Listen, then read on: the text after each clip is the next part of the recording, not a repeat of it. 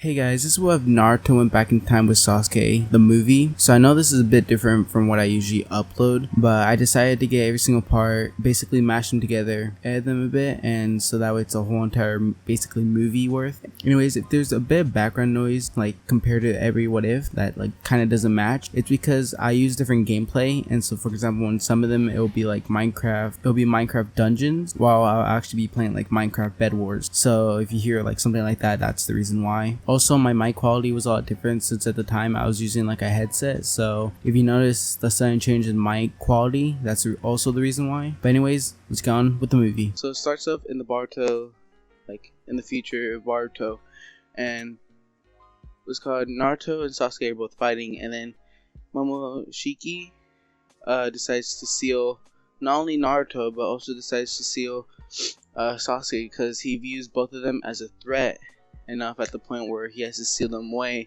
with a really powerful jutsu, and they eventually are sealed away, both of them together, and they're placed into this one kind of dimension where there's just a whole bunch of monsters everywhere, and the only people they have to talk to, or they can talk to really, or they can only talk to each other and Kurama. Nobody else there speaks their language, and they're basically monsters. And every single day, Sasuke and Naruto have been fighting, also trying to find a way to get out of the dimension by making some sort of portal or travel jutsu that's strong enough to get them out of here.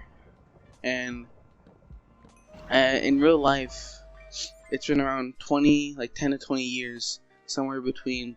And at this point, Otsutsuki is just doesn't think Naruto and Sasuke are going to get out, so kind of stops paying attention to it.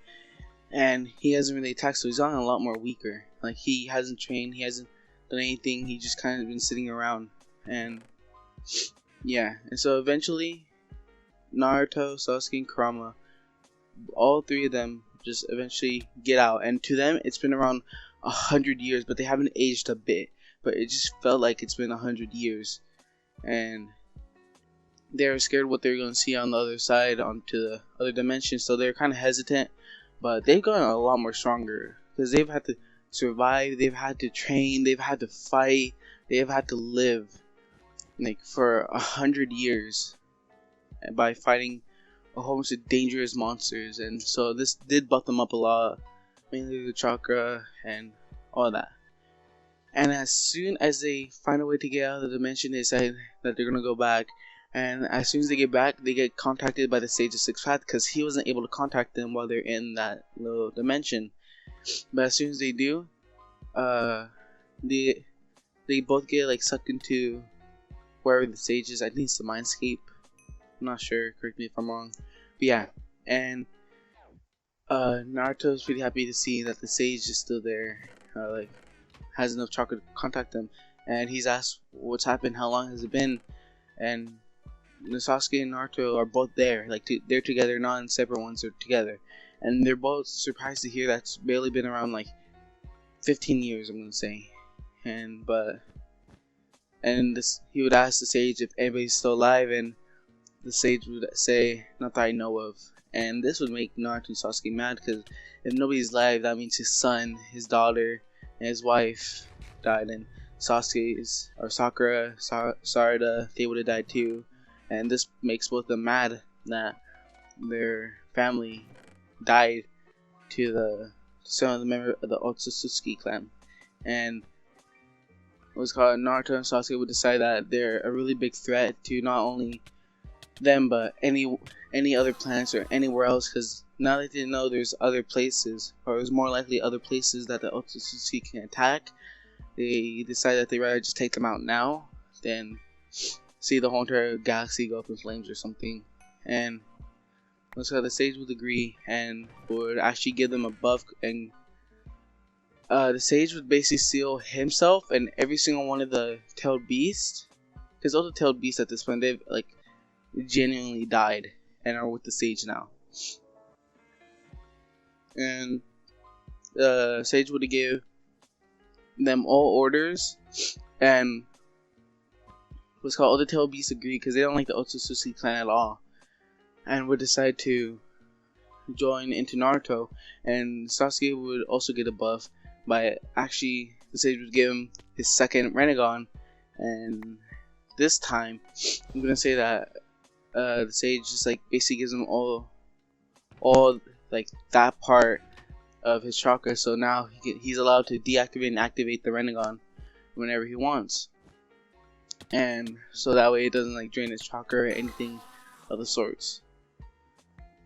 And what else? Yeah, so Naruto gets sealed with the sage of Sixth Path along with everyone else or all the other tailed beasts, because the sage wants to make sure that they're both okay, because they are technically his sons in a way.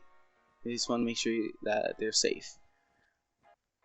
So they'll start off by trying to kill all the like lower branch of the Otsutsuki clan and kind of the weaker ones, and make their way up, and they blow through all of them pretty easily, even killing Momosuke relatively easily. Or first, before they would kill him, he would hear that some members of his clans were being slaughtered and all over the place, and he would check the seal and realize that Naruto and Sasuke have already escaped long ago, or not long ago, but like a while ago. And but then wait, before they went through everywhere, like all around the Naruto world, looking for dead bodies or looking to see if there's anybody alive, and nobody was alive. And they found most people's dead bodies and would bury them and give them a proper grave and everything.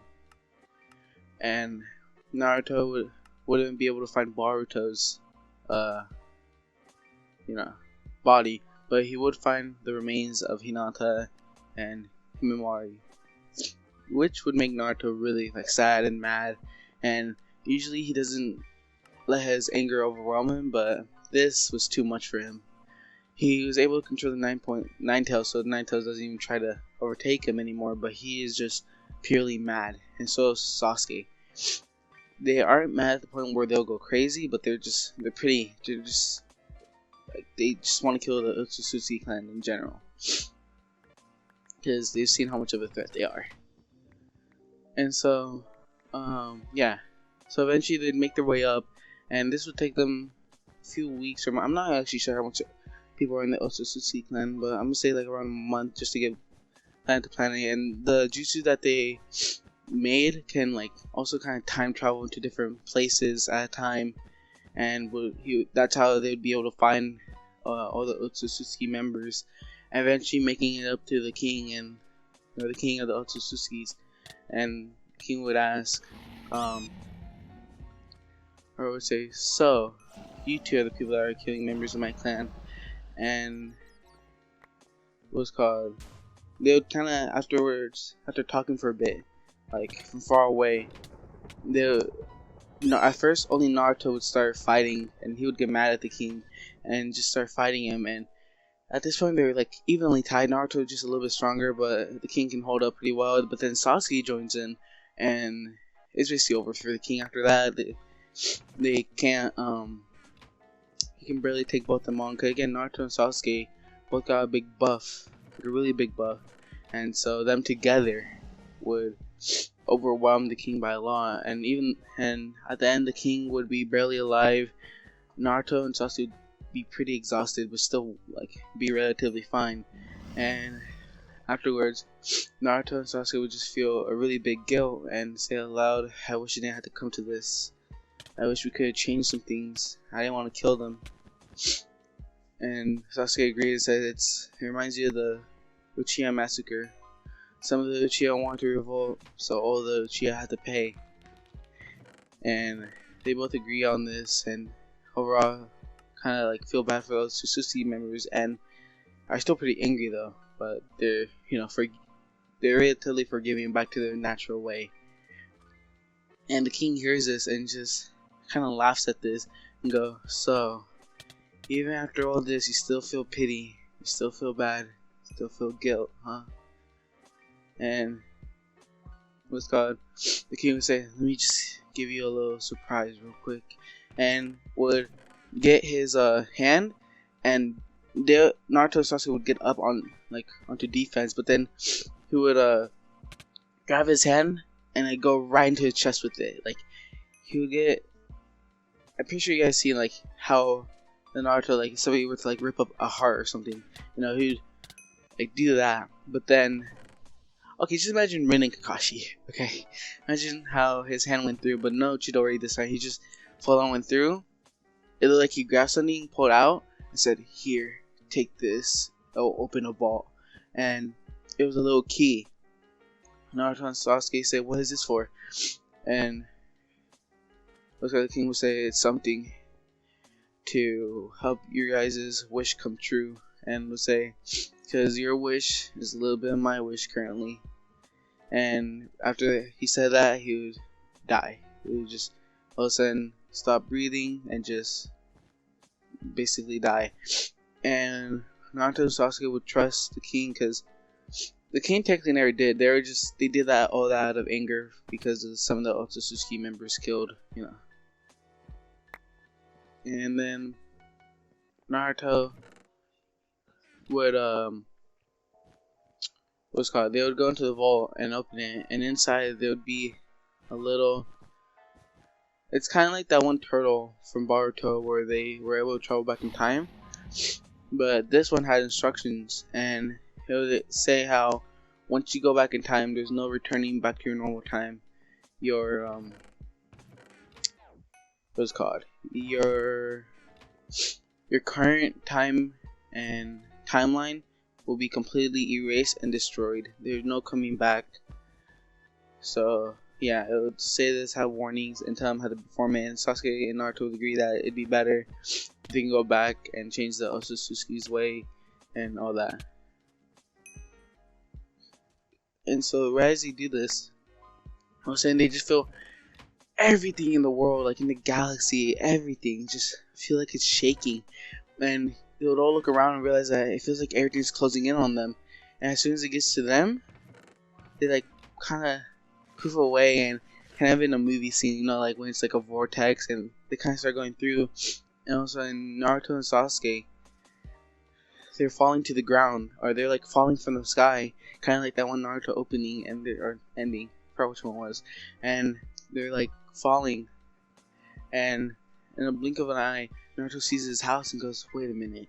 And then he goes right through his own house and sees his kid self, and his kid self even sees Naruto, but then all of a sudden they collide, and adult Naruto chakra and everything goes into kid Naruto, and the same thing happens to Sasuke, and Sasuke is currently at home, and so is Naruto. And Naruto, all of a sudden he falls over, and there's some Anbu outside just looking at this like, huh? And he gets back up, and then Naruto gets back up, realizing that he's in his kid body, starts walking around, and all of a sudden just goes, "Wait, yeah," and just like feels all dizzy, and then boom, he just falls to the ground. And the same thing kind of happens to Sasuke, and goes, Naruto, and then falls, and he's in his house. I'm not actually sure where he lives. Does he still live in the Uchiha compound, or does he live somewhere else? I actually don't know that. I don't think I've ever really seen that. Alright. But either way, yeah. So, Naruto, or the Anbu, would realize that Naruto passed out, and would realize, because right now they're around 5 years old. They're pretty little. And so Naruto has to still be watched over by some Anbu. And the Anbu member goes in, picks up Naruto, and brings him to the hospital, and calls for somebody to go get the Hokage. And yeah, so while the Hokage is coming, I'm gonna say that they're getting ready for school. Or actually, no, they're around 7. They're 7, and because Naruto joined the academy at like 7, and I think Sasuke joined at 6, so they're around that age. And I'm gonna say that Sakura already has a crush on Sasuke, and realizes that Sasuke didn't come to school, or didn't come to the academy, and want to go visit him to see if he's sick, to go take care of him. And she would go up to his house and look through the window, or knock on his door first, and look through the window and see a passed out Sasuke just lying on the ground.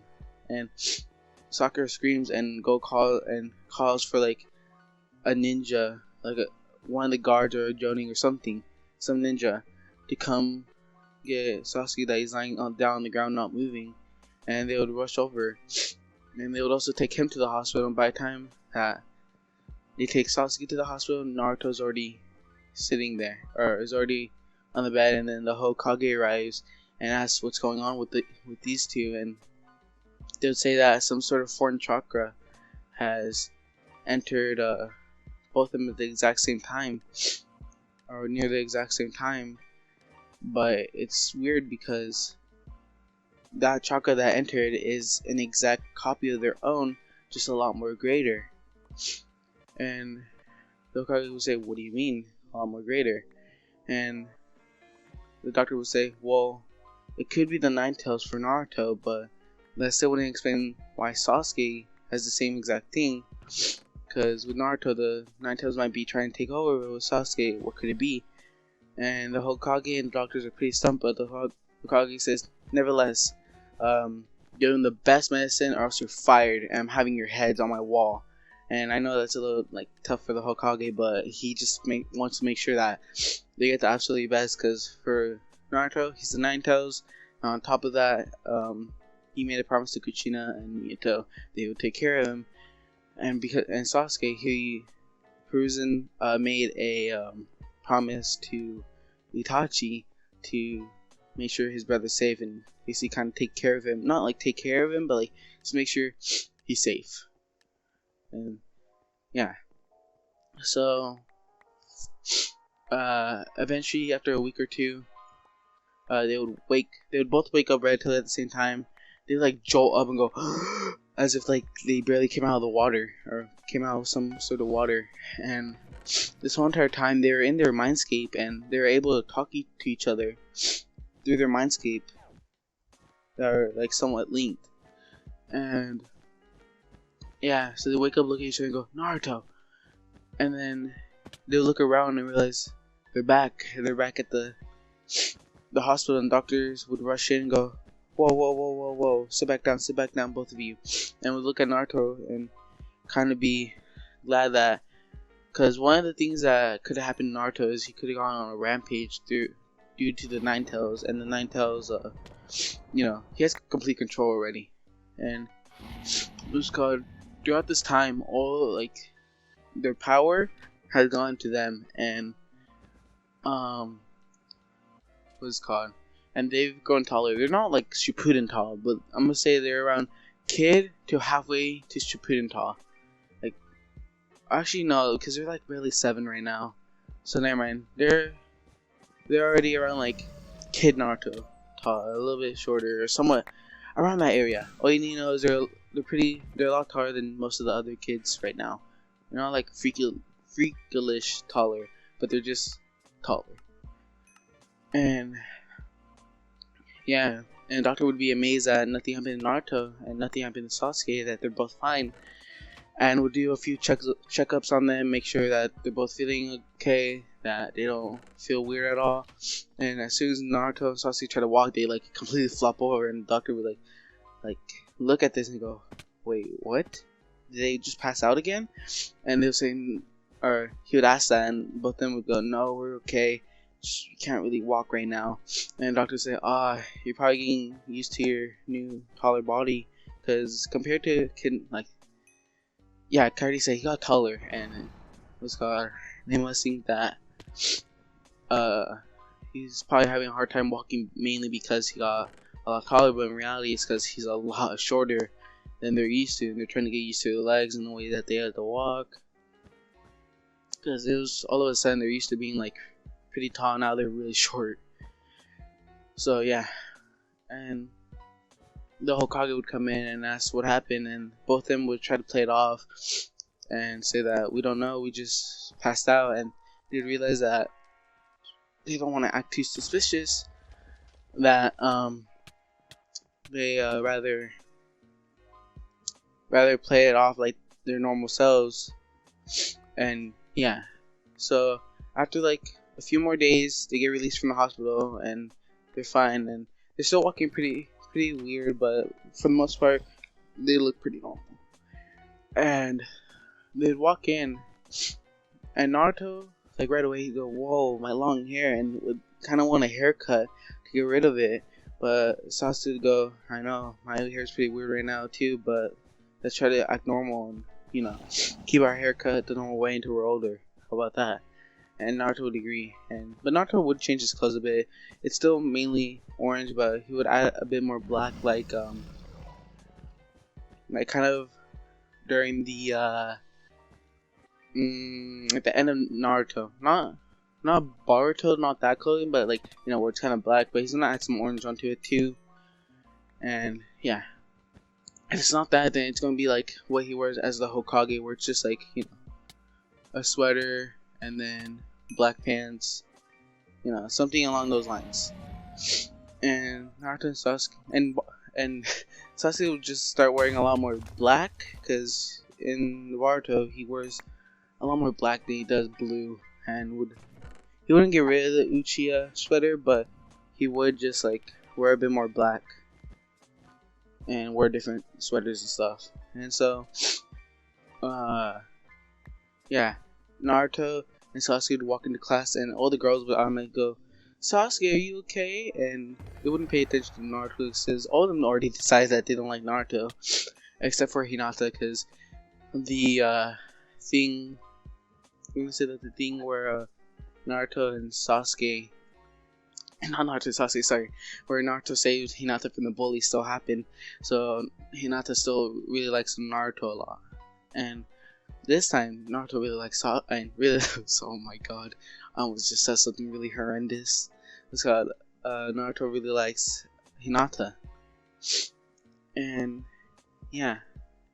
So, and Naruto will try to talk to her a little bit more. Of course, every single time, he does, Hinata, like, almost passes out from embarrassment. Her face would turn red and just smoke would come out. And, yeah. And all the typical stuff. And then what would also happen is it's called, Sasuke would start paying more attention to Sakura. It feels weird because they still feel like a grown up. It feels weird that they're talking to a kid, but then they realize that they're a kid, and it's basically just the same thing. And so yeah, but they still talk to them a lot more. And then they notice something. Shikamaru automatically notices something weird about Naruto and about Sasuke. Sasuke is like a lot more nicer to people now. He talks a lot more than compared to how he used to before he fell over, because I'm saying the Uchiha massacre already happened, and so Sasuke is kind of like, or was already starting to be kind of emo. I actually don't know how old Sasuke was, but yeah, I just want to say it's around, either happened earlier or it just already happened. And yeah, Shikamaru realizes this and looks at Naruto and realizes that he's still the same goofball and acts the same, but when the teacher's talking or teaching, he pays attention and he's actually able to do a lot more of the jutsus. So yeah.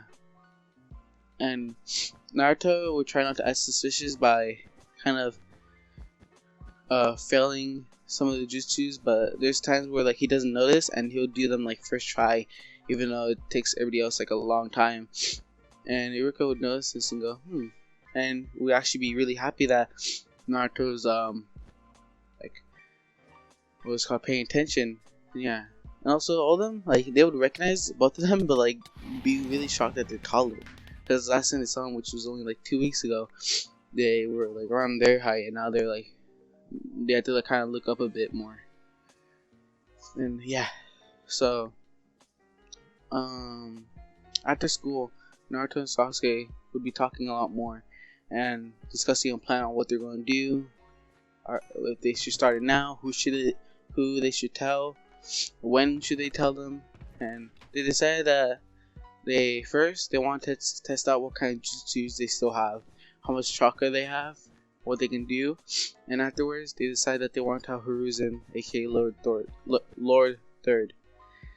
And yeah, so when Sasuke tries activating his Rinnegan, he can do it, but his body still isn't used to all the power, so it kind of strains him a bit, but for the most part he can use it pretty well. And Naruto can activate KCM 1, but can't activate KCM 2 just yet. He's he's having a bit of trouble because, again, their body isn't fully used to it just yet. As they grow up a little bit more, they're going to be able to use a lot more. By the time they're in, like, Shippuden, they're going to be able to use every single one of their jutsus that they had in Boruto, and they have to develop. But for the most part, they can still use most of them, but just not full strength. But it's still, like, their jutsu are still really powerful even when they're not full strength at this point. And it's enough to take out a lot of people. And a lot of strong people.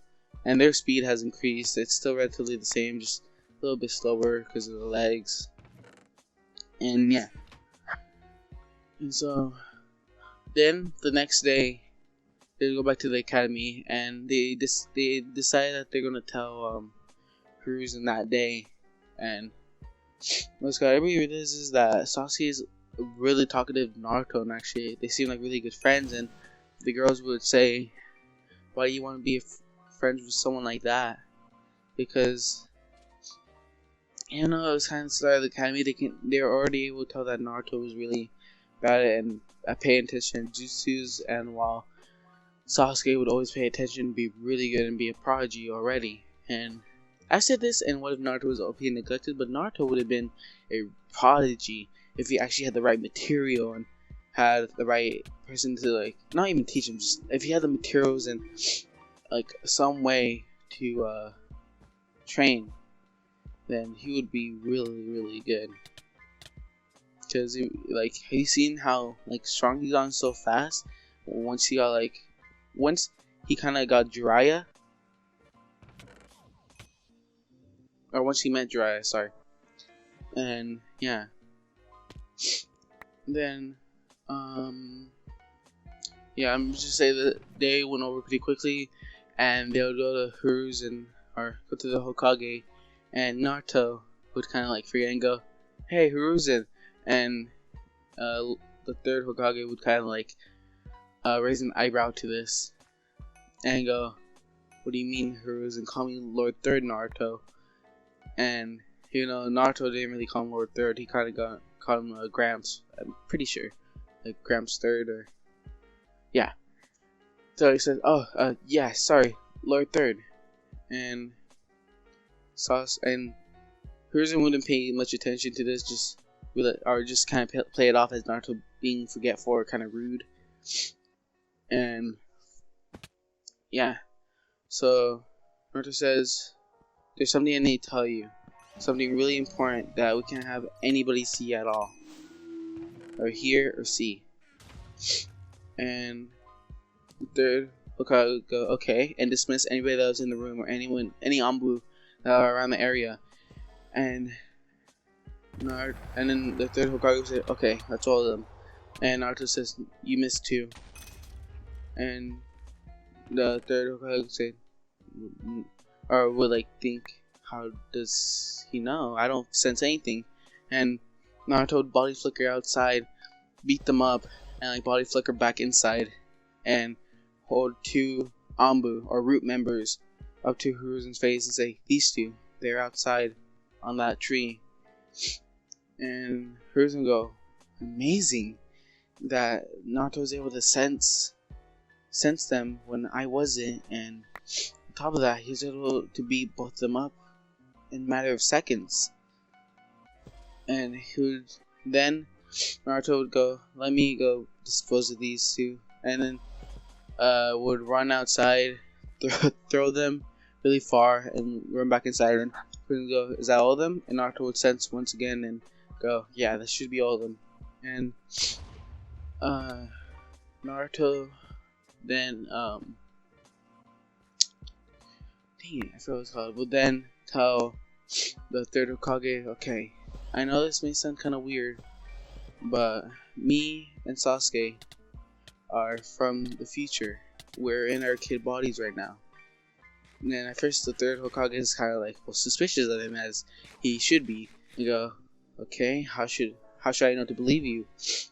And Naruto will look at him with a really big grin and go, "Whoa, how does the seventh Hokage sound to you?" And would point at himself. And Hiruzen would kind of laugh at this, but like be, "It's the seventh, huh?" And go, "So if you really are the Hokage from the future, do you know about the secret that I passed down to Hokage about what happened to the Uchiha?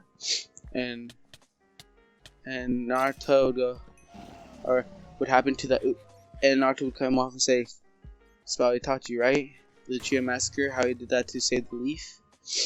And Hiruzen go, he does know this. And Hiruzen says, well, I may need a little bit more proof. And Sasuke and Naruto would both go, we can show you some of our jutsus if you want. And Hiruzen would agree. They would walk outside and Sasuke would activate his Rinnegan, and Hiruzen go, a Rinnegan? Both? How? Because I would say that he already knew about the Rinnegan, along with a lot of, mainly the Hokages know, and Jiraiya. But, yeah. Hiruzen would see this and go, okay. And Naruto would activate KCM1 and show how he has controlled the Nine Tails. And Hiruzen go, you guys are. And Naruto said, well, that's not it. I don't only have the Nine Tails sealed in me right now. I have every single one of the tailed beasts, full power, sealed inside me, along with the Sage of Six Paths. And Naruto feels like he can trust Hiruzen really well. And Hiruzen would be shocked to hear that the Sage of Six Paths himself, what he thought was only a rumor at one point, or like a hoax, kind of, a fairy tale in a way, was inside Naruto. And look at that, Sasuke has the Rinnegan, and he can tell that they're pretty powerful. Like, they haven't shown him all the jutsu, but just from those alone, Hiruzen decides to believe them. And Hiruzen, they would walk back, and Naruto would sense for ninjas again, and there'd be no one at all. And his sensory ninjutsus are really good, so he'd be able to tell no matter what. And Naruto or Hiruzen would go, but why are you here? Being here, doesn't it disrupt the time and disrupt the universe, or could disrupt the universe or time itself? And Naruto and Sasuke both says, no, that's alright. Our time, it has already been destroyed. And then Hiruzen says, what do you mean by this? And Naruto would say, well, we had to. What's called, me and Sasuke are the last two people alive in our timeline. Everybody else has already been murdered long ago. And Hiruzen's hearing this like, wow. And would say, I'm sorry for all the things you guys, or for all the things you two must have seen and experienced. And Naruto says, yeah, but we're back now, and we're here to make sure none of that happens again. And what's called, and Naruto would say, and a few things I have to warn you about. Don't trust the Sand Ninjas Kage or Kazekage. It's gonna be a fake during the Chunin exams. In the Chunin exams that I will participate, that's the person who will kill you. And do not trust Danzo whatsoever. And what's called, they thought Hokage would ask, is Danzo the one who did all of that? And what's called, Sasuke would butt in and say, no, I killed him a little bit before the 4th Great Ninja War. And the third Hokage would say, there's a 4th? And Sasuke would say, yes, it was the whole entire leaf, and the whole entire, every single village and ninja versus Madara Uchiha and Obito Uchiha. And also, on top of all that, the Ten Tails. And what's called, Hiruzen would be amazed and ask, is that what caused the end of the world? And what's called, Sasuke and Naruto would both say, no, we ended up winning in the end. And Naruto says, I'm getting kind of tired of explaining. Why don't I just show you, Hiruzen? And Naruto would hold his hand up and show Hiruzen everything that he needs to know. Like everything about the Otsutsuki attacking, about the 4th Great Ninja War, the Chunin exams, Obito. He would show him like everything that he needs to and how the future looks like. And Hiruzen go, I see. once again, I'm sorry for all you've had to go through, especially near the end of your timeline. And Naruto also showed him when they were fighting the Otsutsuki clan members.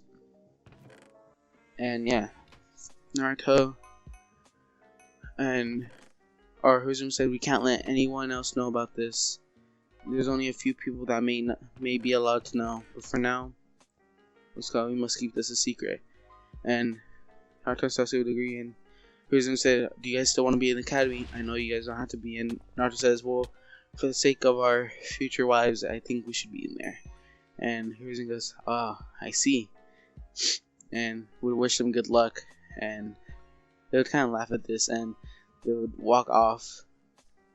Hiruzen, hearing all this, would start having a little bit of a mini plan for some of the things to never happen that happened before, because Naruto and Sasuke want all the strong ninja they can have, like every single one of them that they can even somewhat use or be helpful. Yeah, I'm gonna do a bit of a time skip to around when they actually get teams, with Team Kakashi, and throughout the whole entire academy, Naruto and Sasuke already know how the academy works, how the teams are set up, and they still want to be placed into the same team together along with Sakura, just how like they were in the original. And so Naruto decides to once again kind of be the failure of the classroom, like basically fail all those things, like all the things on purpose, and like just minimal to like pass. And he still fails like all the tests like he did in the original, except for the one that like the final one where it's the clone exam. And throughout all this, he isn't like how he was in canon. Like that Naruto was more how should I say it, well, like more annoying, more kind of wanted more attention, you know how he always wanted attention. He was like that in canon, but now he isn't like that, basically, because he's kind of controlling himself. So most people in the classroom don't think of him as a nuisance, but they still don't want to really hang out with him because, well, because they know the Nine-Tailed Fox, and their parents either way still tell them not to hang out. And so yeah, and Naruto, as he goes around, he isn't used to the villager stream as badly, but now he can actually handle it, and he doesn't try to get a lot of attention like how he used to, mainly because he actually has Sasuke now, and Sasuke will always be with him because they share basically not the same memories, but the same trauma now, and they're like friends. And so now I'm skipping to when they actually get teams, and teams are announced just like before. And again, Naruto actually passed this time one try. Actually, hold up, let me rewind before I actually give them their teams. So what happened was Naruto and Sasuke, or at least Naruto, he would remember about Otsutsuki. I'm pretty sure that's how you pronounce his name, and how he tried to trick him for the scrolls. But now that Naruto passed, he doesn't know who he's going to try to trick, or if he's going to try to trick anybody. So Naruto's out late looking for any suspicious like kids with scrolls, and not to his surprise, he sees a little kid what was called jumping tree to tree into the forest, holding something large and what looks like a scroll. So Naruto decides to go after the kid, and lo and behold, the kid has the scroll of sealing, or not scroll of sealing, sorry, the sacred scroll, I think that's what it's called. And yeah, oh my god, this is actually really loud for some reason. I'm just gonna turn my volume down. Sorry if it's loud on your guys' end too. Yeah, okay, and so yeah, Naruto of course already knows most of the things that are inside the scroll, so he doesn't also take and try to learn Shadow Clone again because he already knows it. And and he would tell the kid to wait here, and would wait for Iruka Sensei to arrive, because he knows that Iruka Sensei would eventually find this place too, which he does. And then that's also around when Otsutsuki comes and tells Naruto to back off and for him to give him the scroll. And Naruto says it's okay, or tells the kid it's okay, go up that tree, do you know how to use your chakra?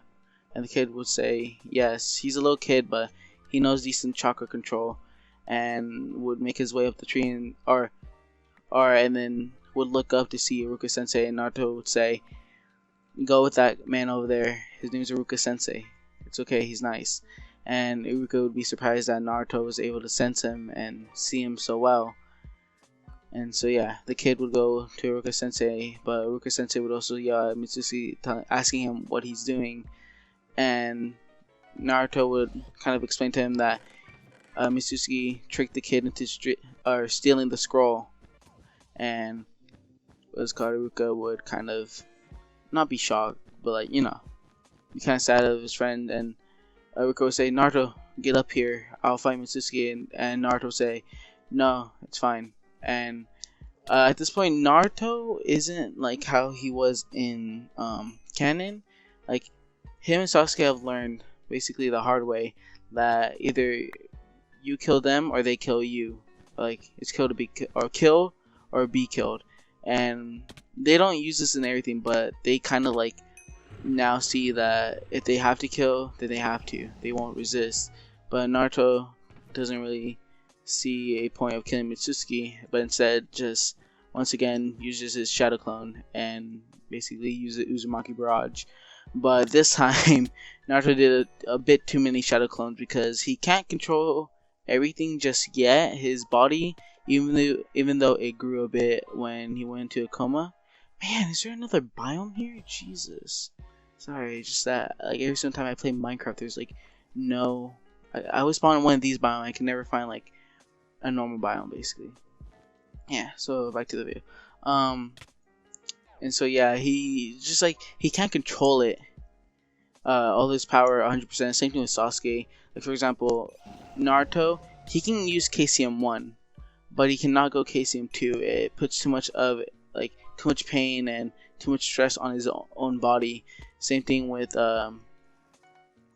with Sasuke. Using his Rinnegan too much will put a huge strain, and both of them, since he has both of them, he can actually deactivate, or not both of them, but okay, hold up, sorry, let me rephrase that. He has both of them, but now he can actually activate and unactivate it, and so he isn't wasting any chakra by always having it activated or anything like that. So yeah, but he just can't use every single as much as he would if he had a better, more older, more mature body. But he can still use it, basically, just not as much. And so, sorry if that was a bit confusing. I don't know what I was going with there. I guess I knew I was. Yeah. Okay. So, and then yeah, Naruto would use a bit too much chakra and accidentally use too many shadow clones, which would almost actually kill Otsutsuki, but he would still live. But yeah, and so Naruto or Iruka would then be pretty surprised that Naruto was able to take Mitsuki out so easily without Iruka's help at all, and he was also surprised that Naruto was able to sense Iruka or him. And yeah, so then the next day, that's when they decide what the teams are. And so of course they announced that Naruto, Sasuke, and Sakura are all going to be in a team together. And Sakura, she still doesn't really like Naruto, but she doesn't really think of him as a nuisance. Like she doesn't canon, because again, Naruto's more restrained. He's more calm. He doesn't talk out that much. He doesn't pull pranks or anything like that. And Sasuke, as I said in the last video, he's also a lot more nicer to the whole entire classroom. He tries to act the same, but usually just slips out where he's just kind of nice and just really quiet. And so yeah, Naruto and Sasuke and Sakura would then wait for Kakashi Sensei to arrive, and but then that's when Sasuke and Naruto realize that Kakashi is more than likely going to take a few hours just to get there, like he did in canon. And so Oh, whoa. Narrator narrates all. Narrator Okay, sorry. narrator Scared me. off. And so, Naruto Naruto would ask Sakura if she wants to go get something to eat, and then Sakura would say, "No, I think I'm good." And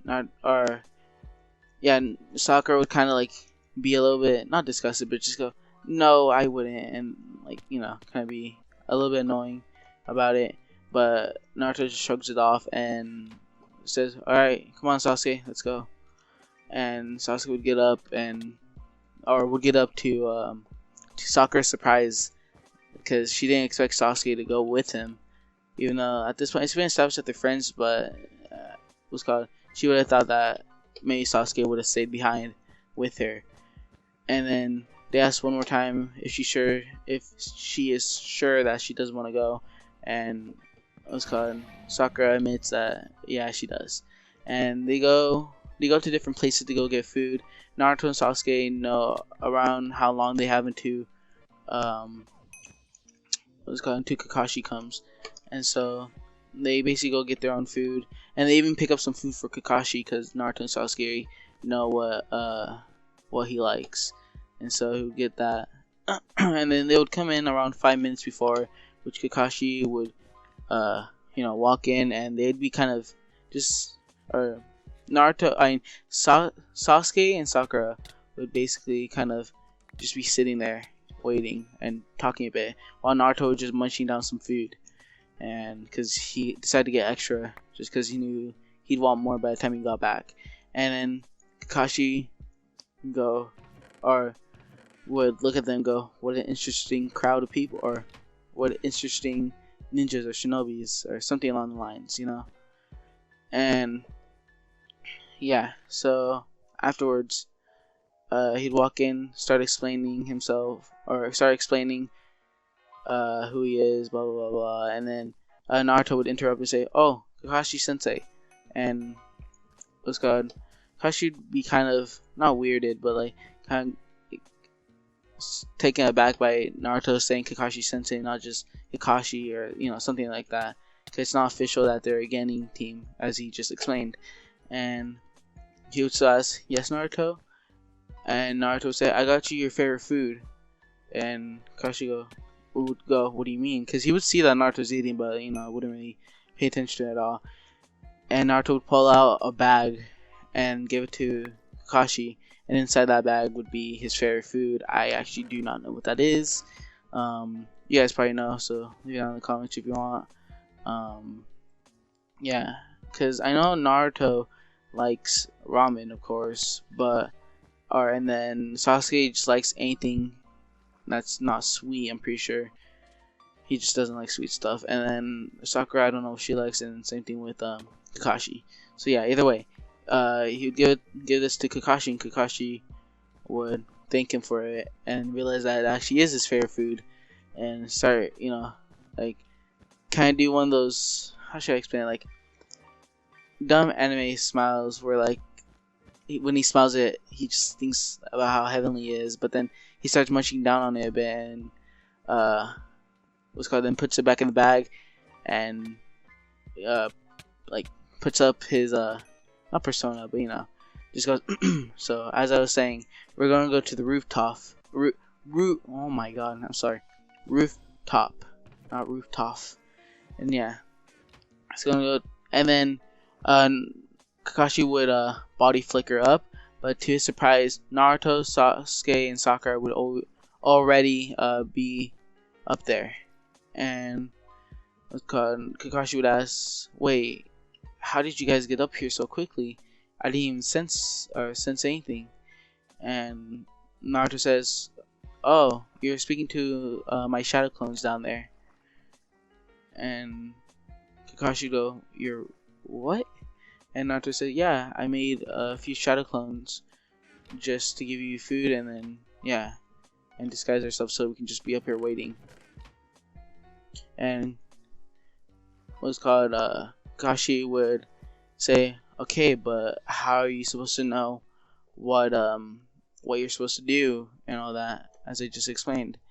And Naruto said, "Oh, I already told Sakura and Sasuke everything as you're telling my shadow clone. Or he's gonna make that excuse up, even though he just already knew everything and would only really tell Sakura. And yeah, so Kakashi would be fairly impressed that Naruto is able to think pretty far ahead and all this. And so he would then ask everybody for their dreams, their likes, their dislikes. And Naruto would go first. He would say that he likes hanging out and training with Sasuke. He also likes Ichiraku ramen and for a second he accidentally says, and I hate it when people hurt my family, and would kind of get a little sad and a bit mad because he starts remembering everything that happened. But then Kakashi would ask, "What do you mean by family, Naruto?" And Naruto would snap back into basic reality and go, "Oh, I mean my friends. I hate when people hurt my friends." And Kakashi would accept this, and he kind of think that's a little weird that Naruto referred to his, or like, it looked like he was having like a Vietnam flashback at the time, and Kakashi would take note of this and kind of just think like what happened to one of his friends, or something might have happened to one of his friends, so that's why he might be saying that. And yeah. And so next up is Sakura. She still says the exact same, that she wants to marry Sasuke or whatever. And Sasuke this time actually blushes a bit because, they're married and stuff. And so, yeah. And right now, I'm just gonna say, you guys, she is a bit useless. Like, she is like how she is in canon, but don't worry. You guys actually somewhat like Sakura. I'm actually gonna make her, not so useless, and actually help out the team. I don't get why people and what ifs just make Sakura so much more useless. If they don't like her, just make her like useful. Like, I honestly don't like canon Sakura, like until around Boruto, then yeah. But like Sakura, especially young, oh my god. She gave me a headache, bro. But yeah, all that aside, Naruto would then basically, what's it called? Oh yeah, and next up is Sasuke, and this time, instead of giving his emo type speech or talk, he'll say he likes hanging out, talking, training, eating with Naruto, and that he too also wants to marry somebody one day. And he doesn't really look at Sakura because he doesn't want to actually show it at all, but he does so far. And what's it called? And then he says, and I also want to bring back somebody one day, or bring somebody back to the village one day. And what's it called? Of course, I'm talking about Itachi. Because, Sasuke already knows what happened to Itachi and actually wants to bring him back. And so, Kakashi thinks about this and goes, is he talking about Itachi? And would think, why does he want to bring back Itachi? Didn't he kill his whole entire clan? And kind of be a little just like, why? Or be a little bit confused on why Sasuke wants Itachi to come back. Because he doesn't know why Itachi did the Uchiha massacre. Only really Sasuke and the Hokage and a few other people knew. But yeah, and so all of that, and Kakashi would tell them that tomorrow they're doing something called the Bell Test to become official Genins of Kakashi, and that not to eat tomorrow because they might throw up from what they're going to do. And what's called Kakashi leaves right after he says that, and what's called Naruto tells Sakura that to eat tomorrow, that he's actually just lying, just so all of them can be fit and ready tomorrow.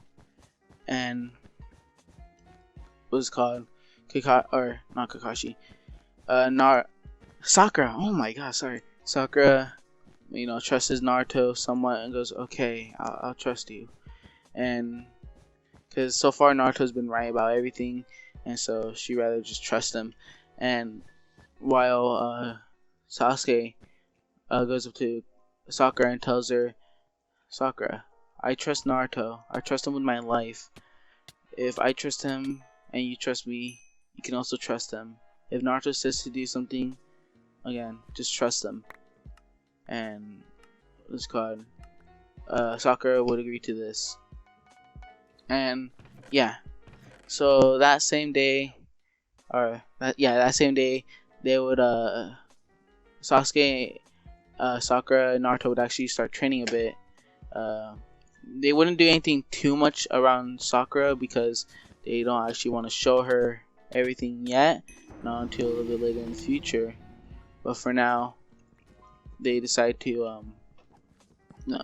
just train her a bit, and Sasuke and Naruto both show her chakra control, and that's mainly it for now. When she masters that a bit, they teach her some medical ninjutsu that they know themselves, or they've taught, or not taught, but they've learned from either Sakura or Tsunade themselves, and just gives her like a few, because they only know a few.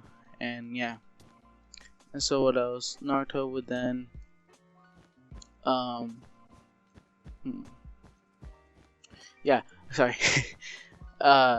Naruto, or it'd be the next day, Naruto would wake up and he wouldn't go to the bell test right away. He'd wait wait a few hours or like a few extra minutes, because he knows that Kakashi won't be there until like 3 hours later. And so yeah, same thing with Sasuke, except Naruto realizes that he forgot to tell Sakura not to come right away, to come like around an hour after. So then he gets up and goes to where they're taking the bell test, and to his surprise, Sakura isn't even here yet. And then he just decides to wait just in case she does come, and that way she knows just to go back.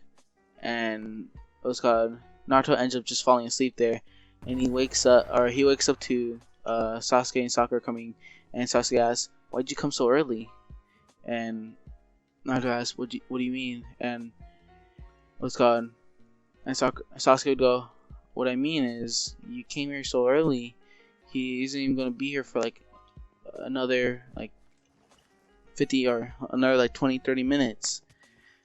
And Naruto says, "Oh, well, I didn't think you told Sakura, so I went out here to go wait in order to tell her, just in case." And I end up just falling asleep.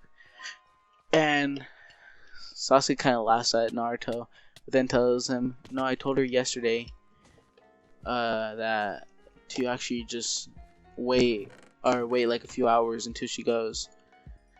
And yeah, and then they just decide to wait out, and then eventually Kakashi arrives, and he sees that all of them are not even asleep or anything. They're just fully awake.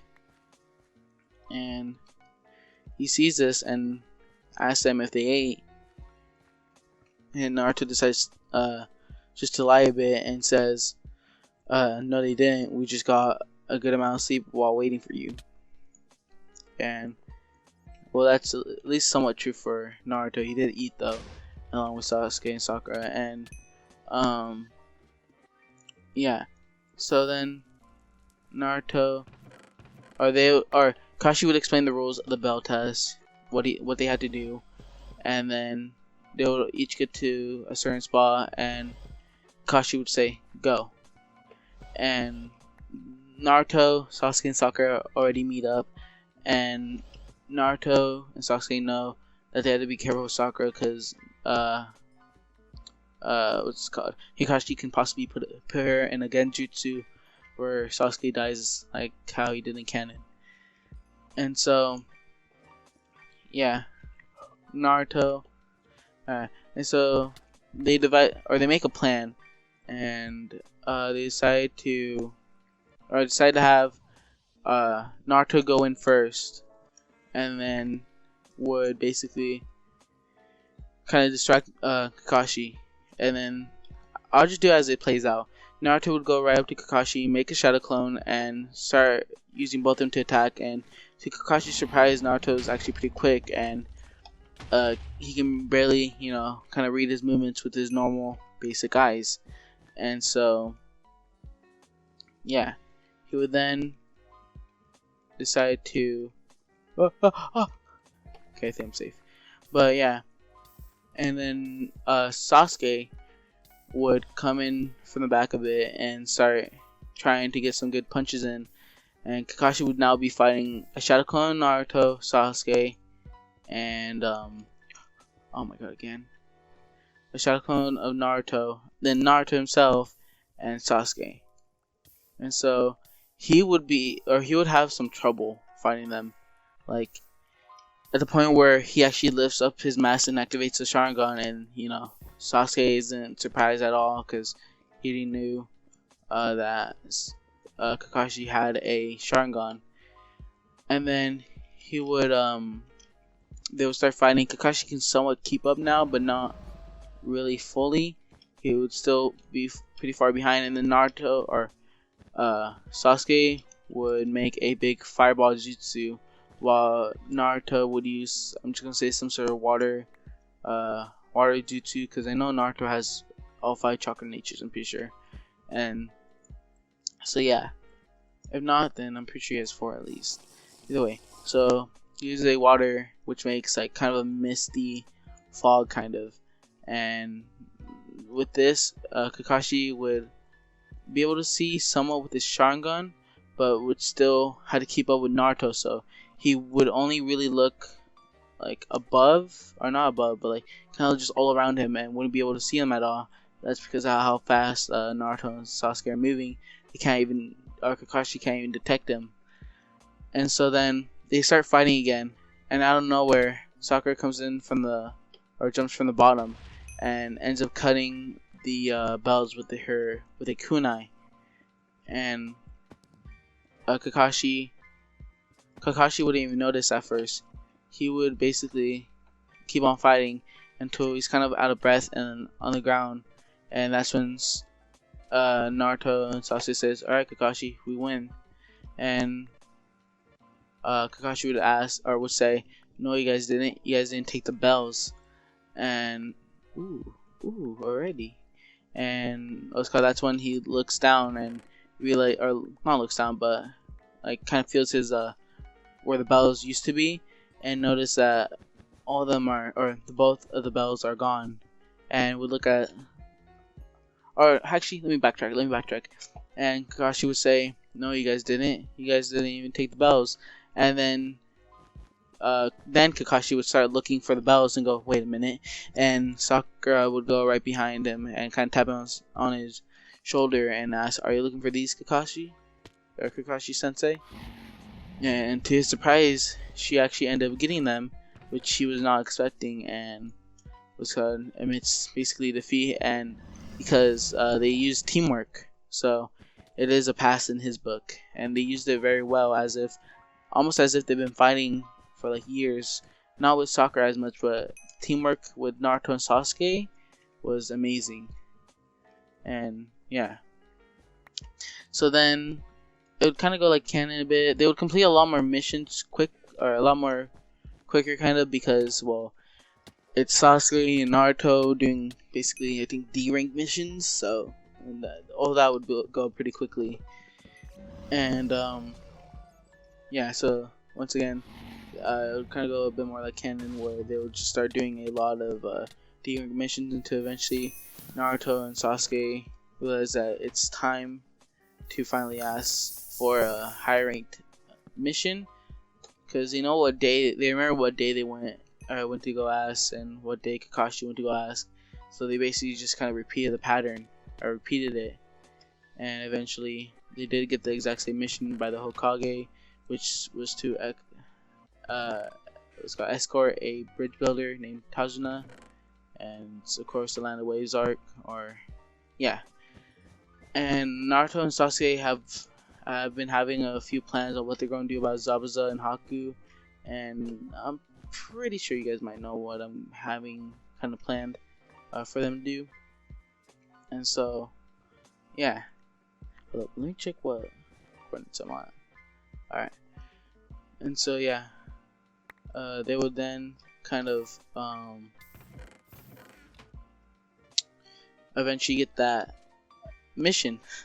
Sorry, I'm trying to think about Minecraft, but then I also need to think about the what if at the same exact time, so it's kind of confusing my brain a bit. So if I stutter a bit or if I pause for a long time, it's probably because I'm focusing more on Minecraft than I am on the what if. Sorry about that. But yeah. Oh my god. Okay.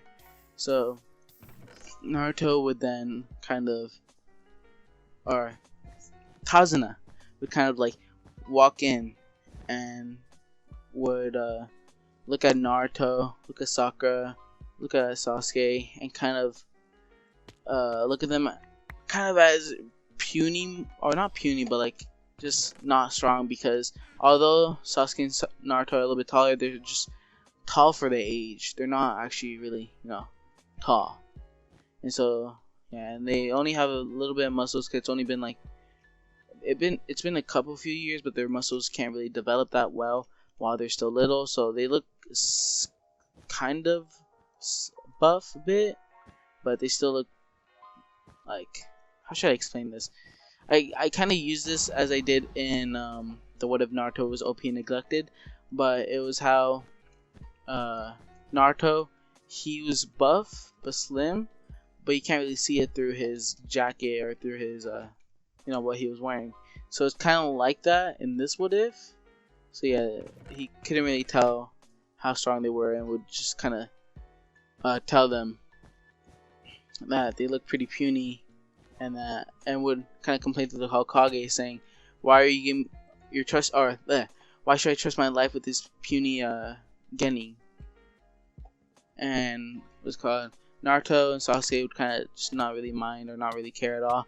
But Sakura, this time, since nobody else is talking about it, like how Naruto was, Sakura decides to kind of let him know, and would say, "You're calling us weak? You're the one who needs someone to escort you. Just be grateful," or would say something like that. And Tazuna would kind of shut up a bit, and Naruto and Sasuke would laugh at this, and what's called, and then that's when the Land of Wave arc would start, right there. And then while Naruto and Sasuke are walking, Naruto would whisper to Sasuke, saying, "Sasuke, the two demon mist brothers are coming up, are gonna pop up pretty soon. Be prepared, remember."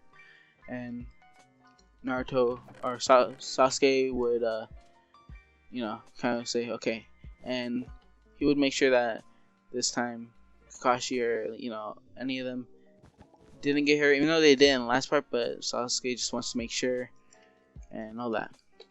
And so yeah, and then Kakashi hears this and says, what about your brother?" And he kind of hears the demon mist brothers part, but kind of thinks that maybe he heard it wrong, and maybe just heard something about a brother.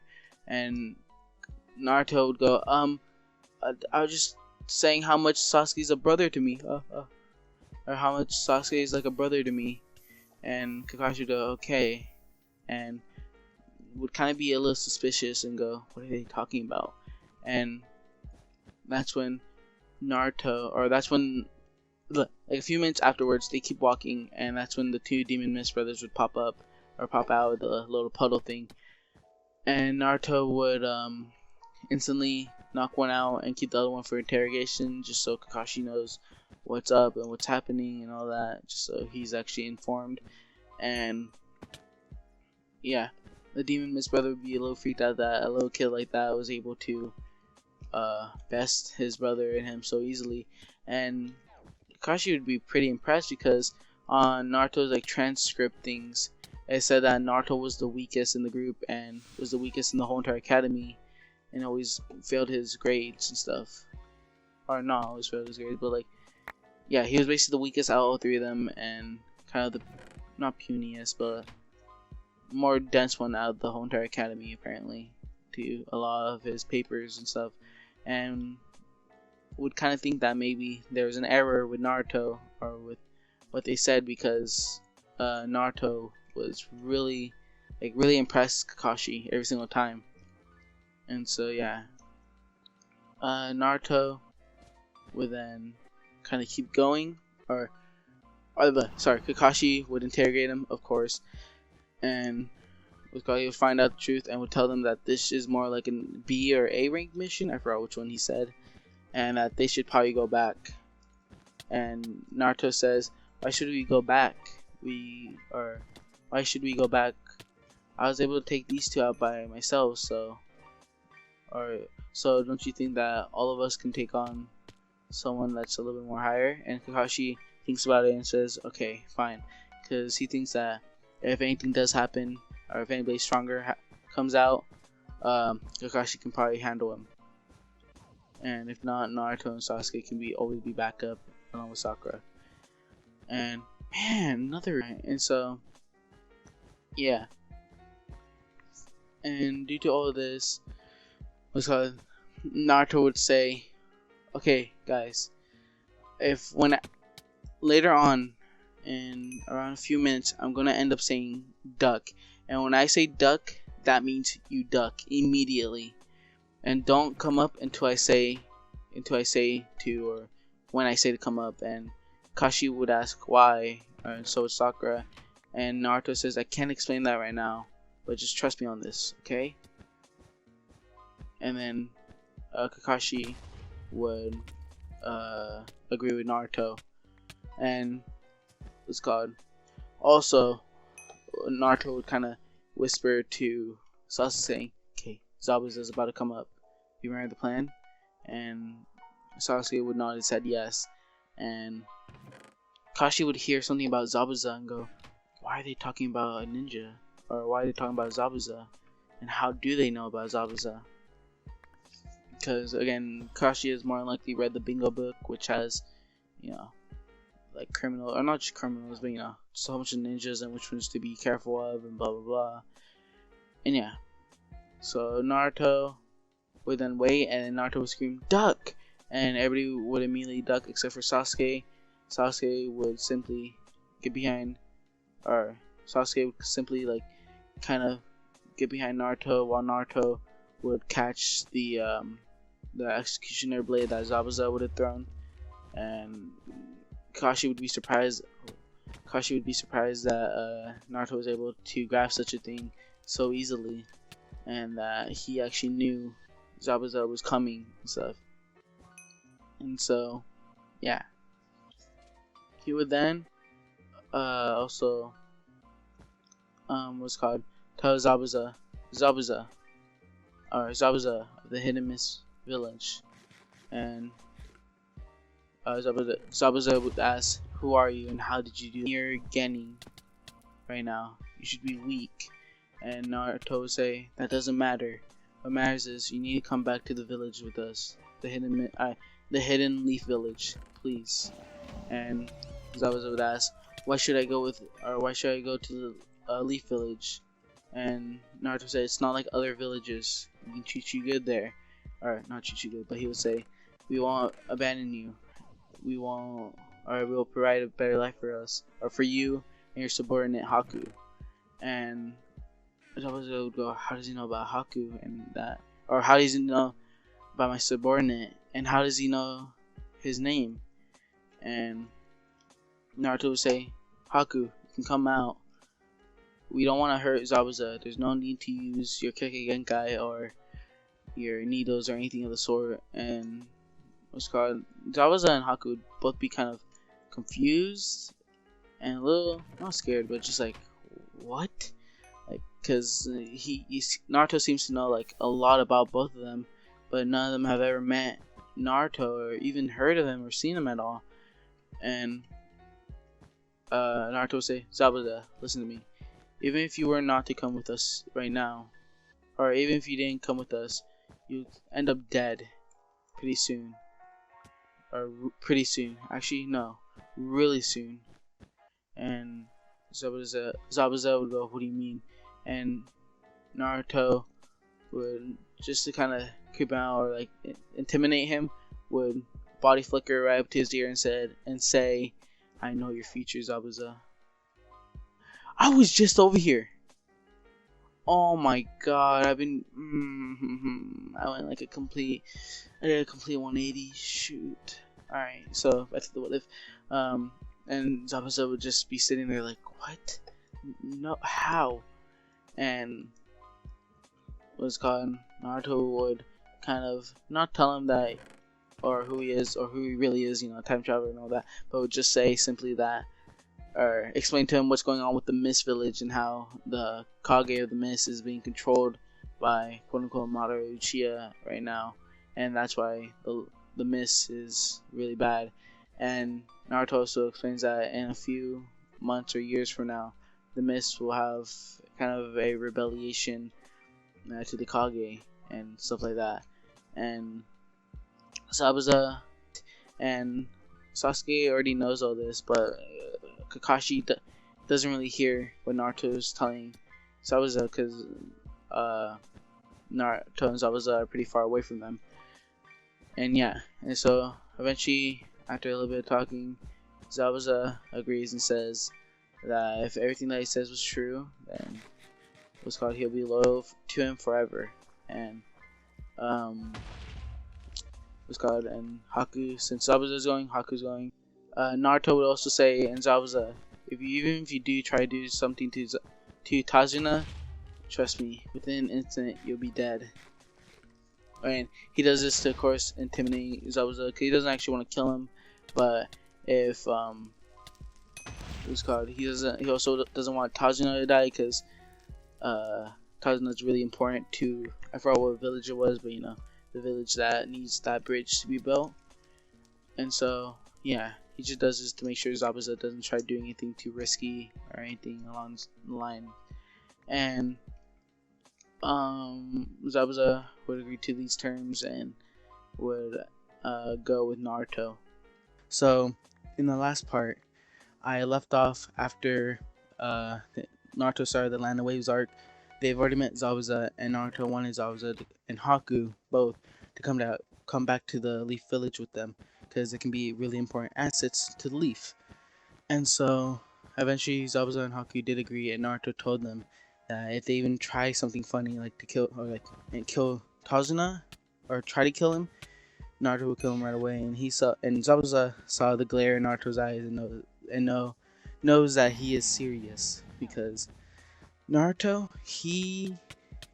I said this in the last video I think, but both Naruto and Sasuke, they're nice and not cold-hearted, but when they kill, or they can kill at this point, they've been through a lot and know that it's either survive or either kill or be killed, the classic saying. But either way, they will kill this time, and if they have to, basically stuff like that. They are a little bit different, but for the most part, they're the same. And so this time, Kakashi is not out of commission. He's perfectly fine. He didn't have to use Sharingan, so he isn't tired.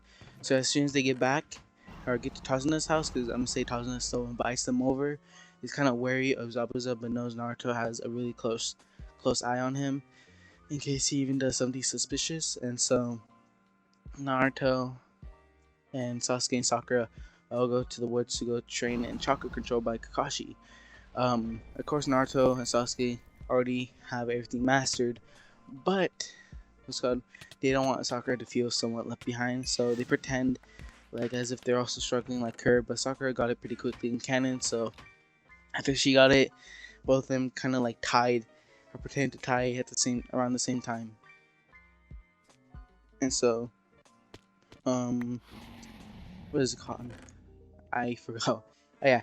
And so afterwards, they would do a little bit more chakra control training, like a lot more than they would in canon, mainly because, well, they got it a lot more quicker this time. And on top of all that, Naruto would also help Sakura out with a little bit more of extra chakra control, and actually would give Kakashi some tips on how to extend his own chakra control and how to train. And Kakashi at this point, he's kind of confused about Naruto, because on his transfers, or like on his student record, I'm gonna call it. I forgot what the actual term is.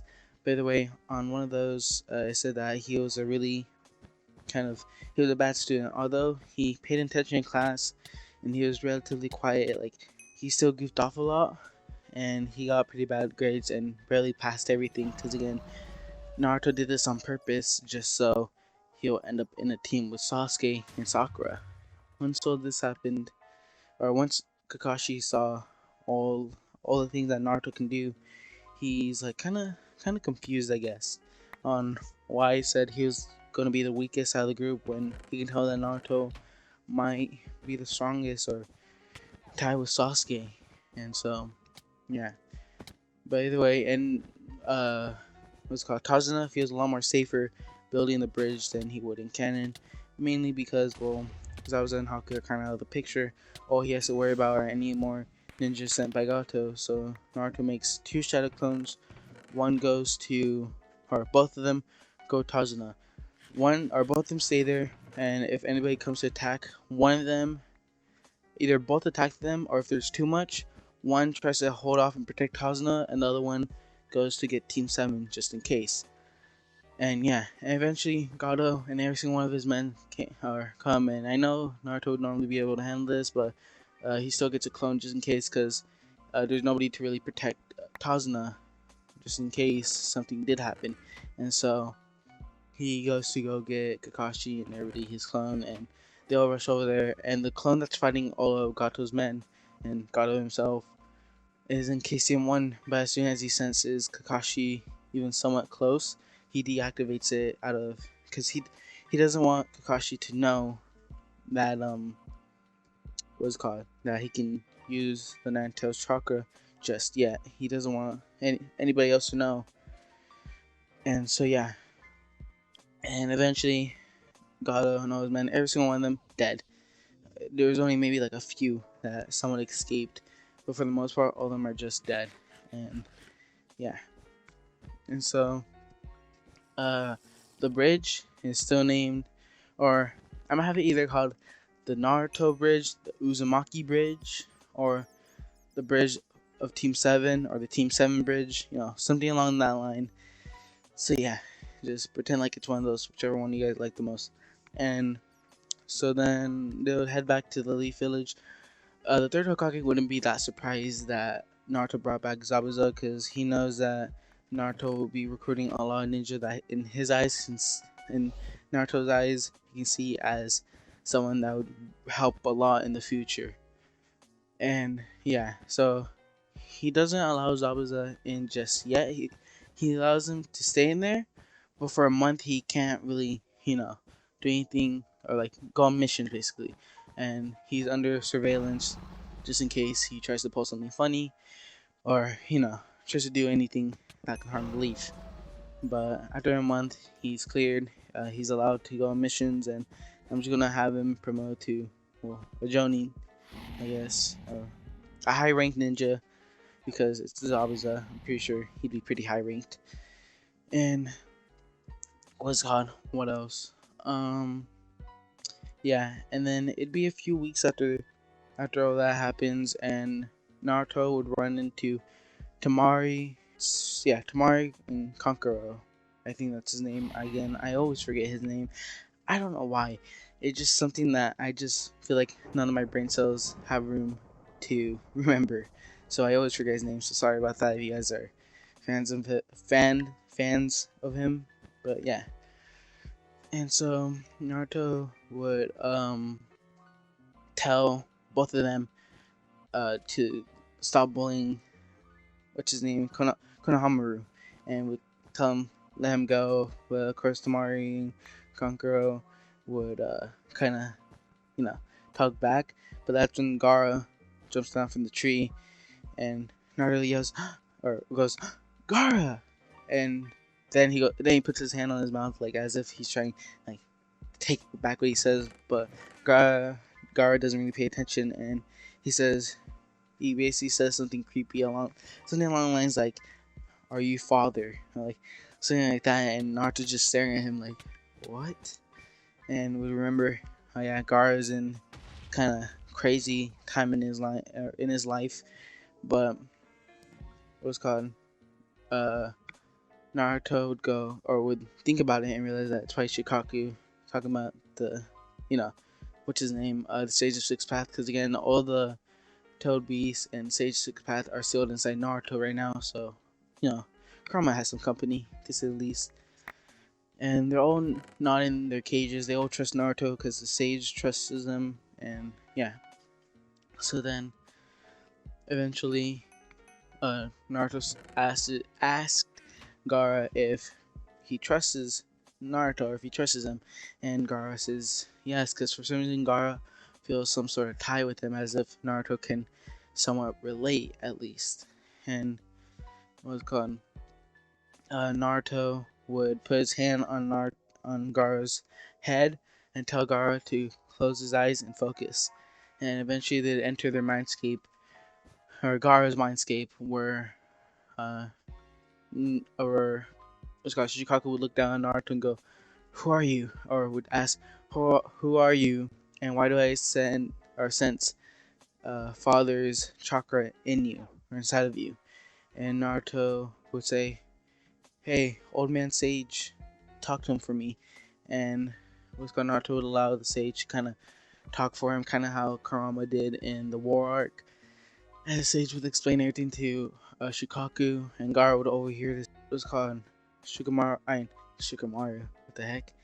Shikaku would look at Naruto with a bit of respect for having to go through all that, for the traumatic experiences that people have had on Naruto, and so Shikaku would respect him a bit more.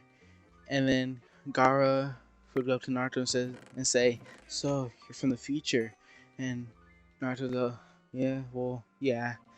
And he doesn't feel like lying to Gaara because the Sage Six Paths has already said that, and Shikaku believes him, so Gaara's going to believe him. And Gaara asked Naruto, "How is he like in the future?" And Naruto says, "Me and you are best friends. Me and you are best friends all until a certain thing happens." He doesn't want to tell Gaara just yet, but he just says kind of something like that and says, "And we're best friends, Kage to Kage." And Gaara would go, say, "Yep, well, pretend like I didn't say anything for now. Let everything play as it once had." And before he leaves his his,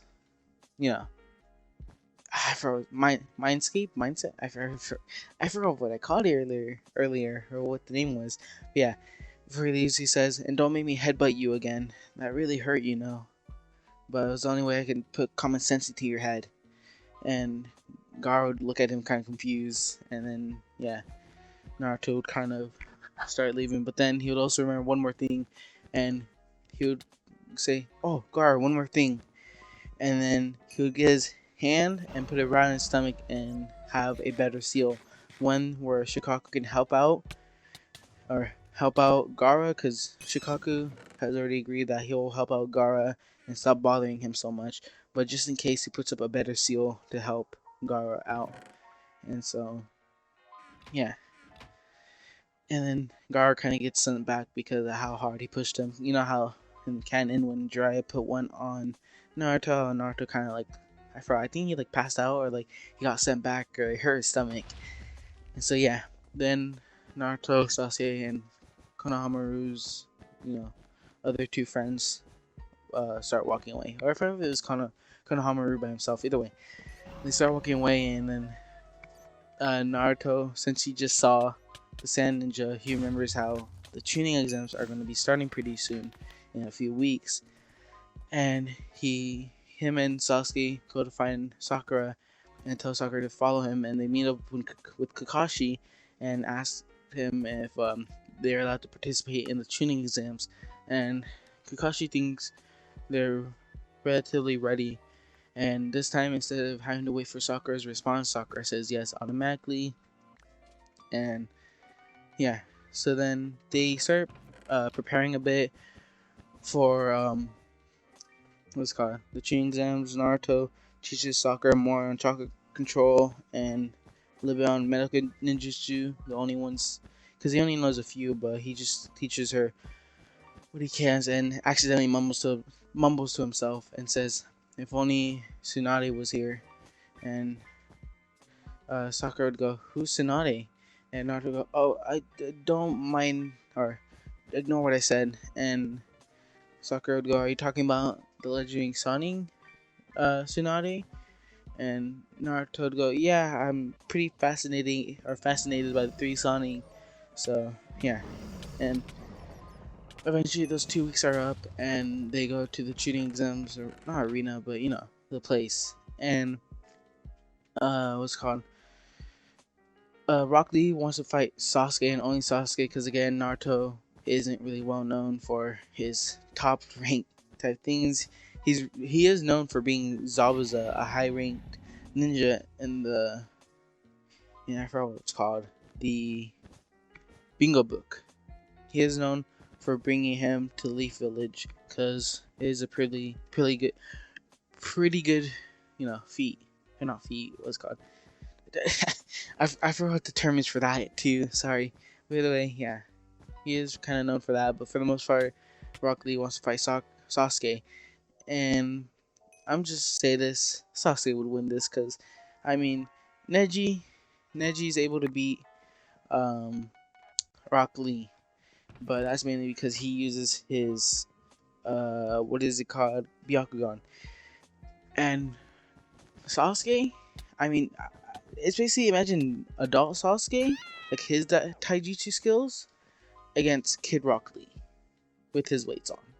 I mean, it's kind of unfair, even though Sasuke can't really be as strong right now because he is technically still just a kid, and because of that, he can't use every single one of his taijutsu skills or anything like that. He decides not to use the Sharingan because he feels like that'd be unfair against Rock Lee. As well, it's Rock Lee. He doesn't have any ninjutsu or chakra or anything like that, so he just kind of uses his taijutsu skills. And Sasuke afterwards, after winning, kind of, or he shakes Rock Lee's hand and tells him, "I hope we can be friends, even though I beat you." And Rock Lee agrees, and Sasuke says, "I also hope Naruto, me, Sakura, all three of us can be friends with you at one point or another." And Rock Lee agrees and looks at Sakura, and Rock Lee goes, "And I'd rather especially be friends with Sakura, because, Rock Lee crushing on Sakura, just like in canon." And of course, Sakura says no, and a little bit of a nicer tone, but still says no. And, Sasuke's kind of just like, because, he likes Sakura, because that's his future wife, or his wife in the future, and he still wants that to be his wife, or her to be his wife. And yeah, so afterwards, after all that's finished, they head into the other room where they start the writing part of the tuning exams.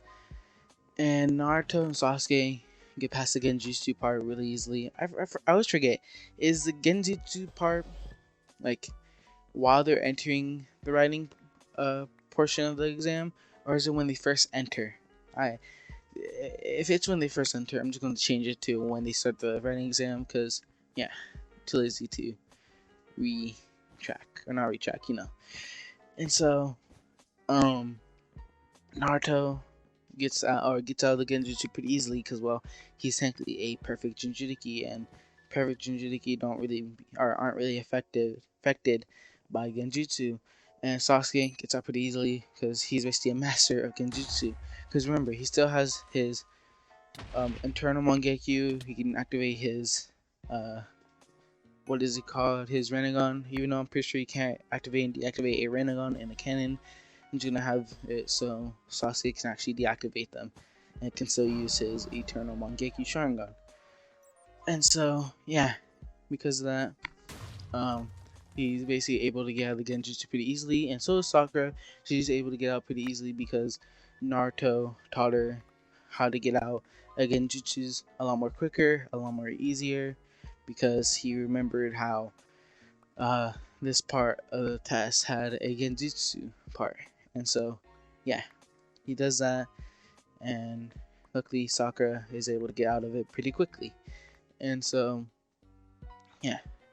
What else? And then Naruto and Sasuke tell each other to make sure that they don't quite finish it so quickly, because they're gonna know the answers already. Because technically, Naruto is a Hokage, and what's called, and Sasuke is basically the Shadow Hokage. So I'm pretty sure both of them would know the answers to these, because Sasuke, well, I'm pretty sure was able to answer them almost all correctly, and I'm pretty sure Naruto will be able to now.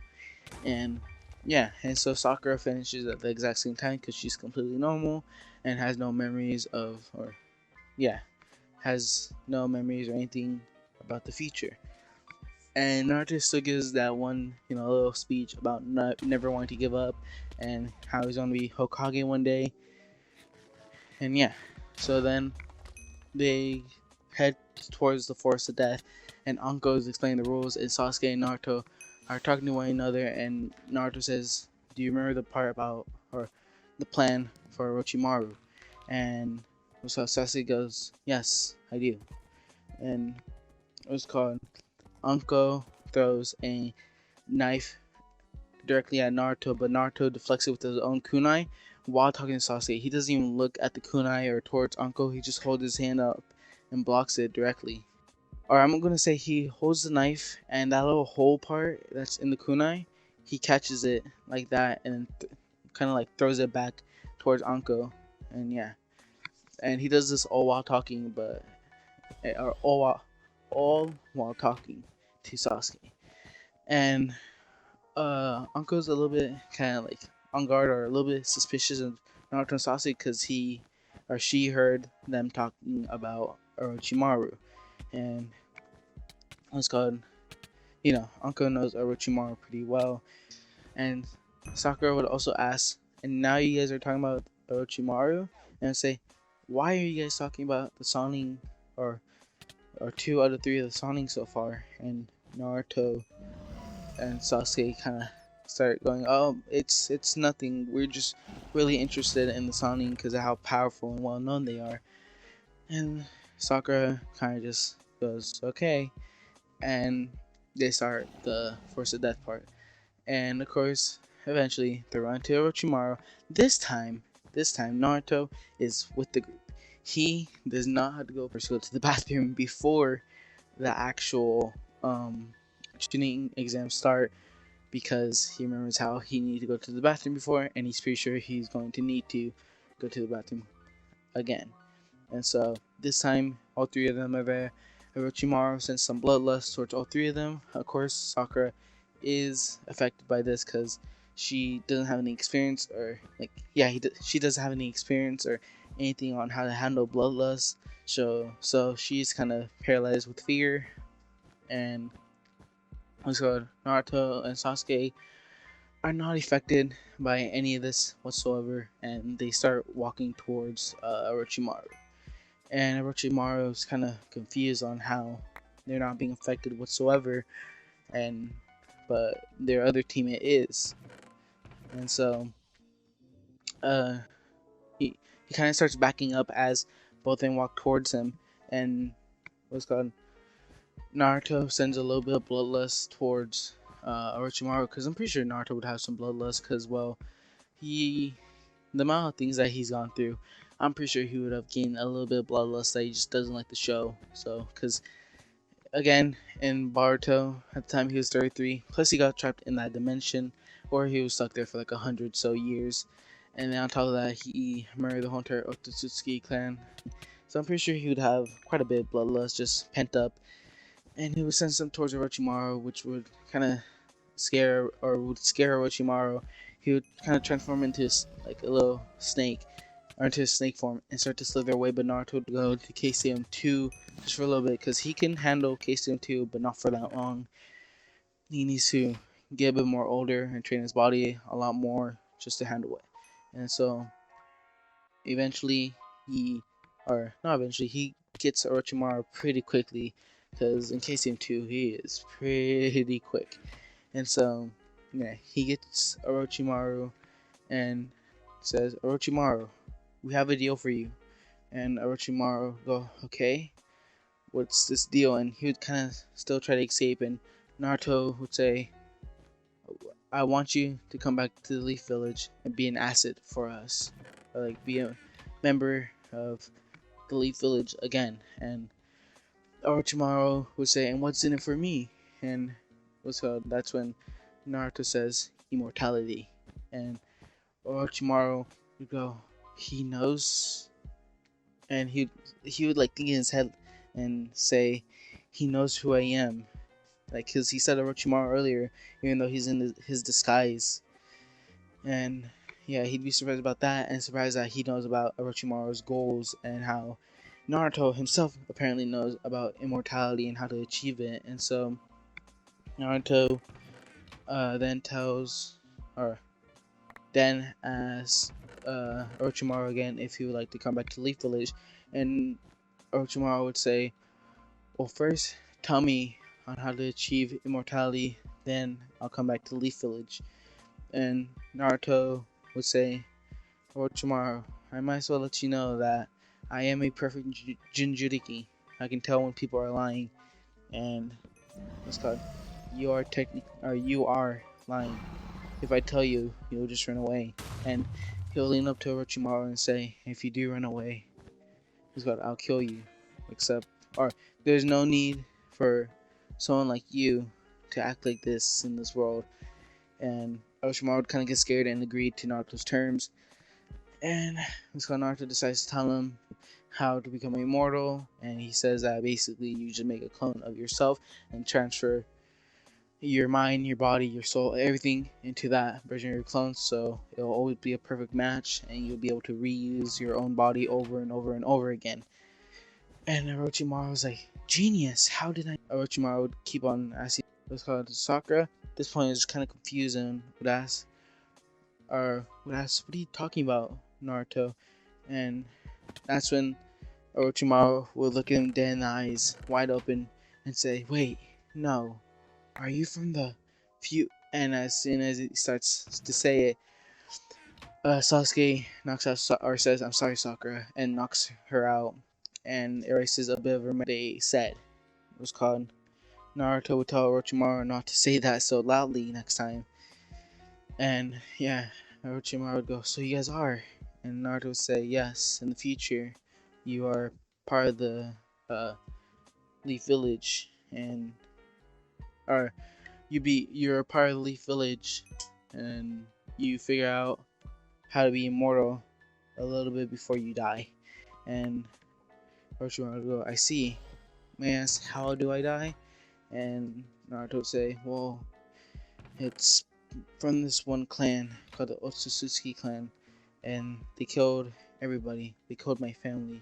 They killed you. They killed Sasuke's family. They killed every single person. They killed your son. And Orochimaru would look at him and say, I have a son? And Naruto would say, yes, you're a proud mother, Orochimaru. And Orochimaru would look at him even more confused, like, mother? Because I'm pretty sure Orochimaru is a girl, technically, or at least with the body that he uses. And yeah. And so Orochimaru would start walking, but that's when Naruto would say,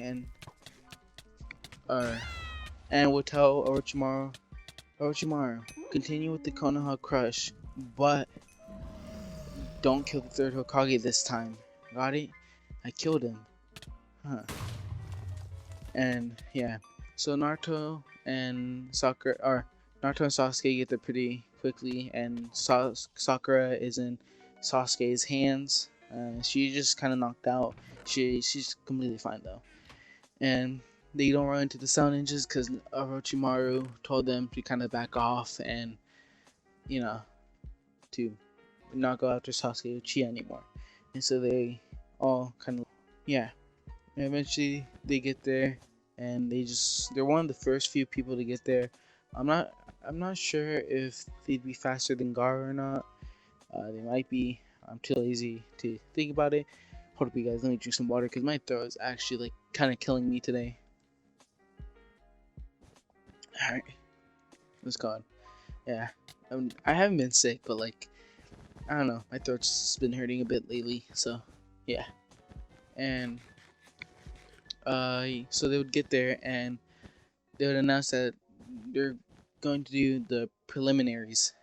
I'm pretty sure they're called, and they would announce who's going versus who, and I'm gonna say that it's gonna be the exact same as canon because there's no need for change really, and so it'd be, let's see, I'm just gonna say, actually never mind, everybody's the exact same, yeah, because once again I'm pretty sure there'd be really no need for any change at all.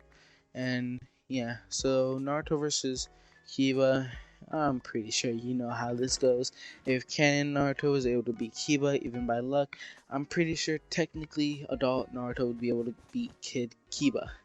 And so yeah, so even while using Fang after Fang, or Fang after Fang, I think it's called, any ninjutsu Naruto is basically able to dodge and with pretty quick speed, not full strength, just a certain amount, and he'd be able to beat Kiba pretty easily. And so all the other rounds would be the same: Sasuke versus that one Sound Ninja, Choji versus that one Sound Ninja, Tamari versus Tenten.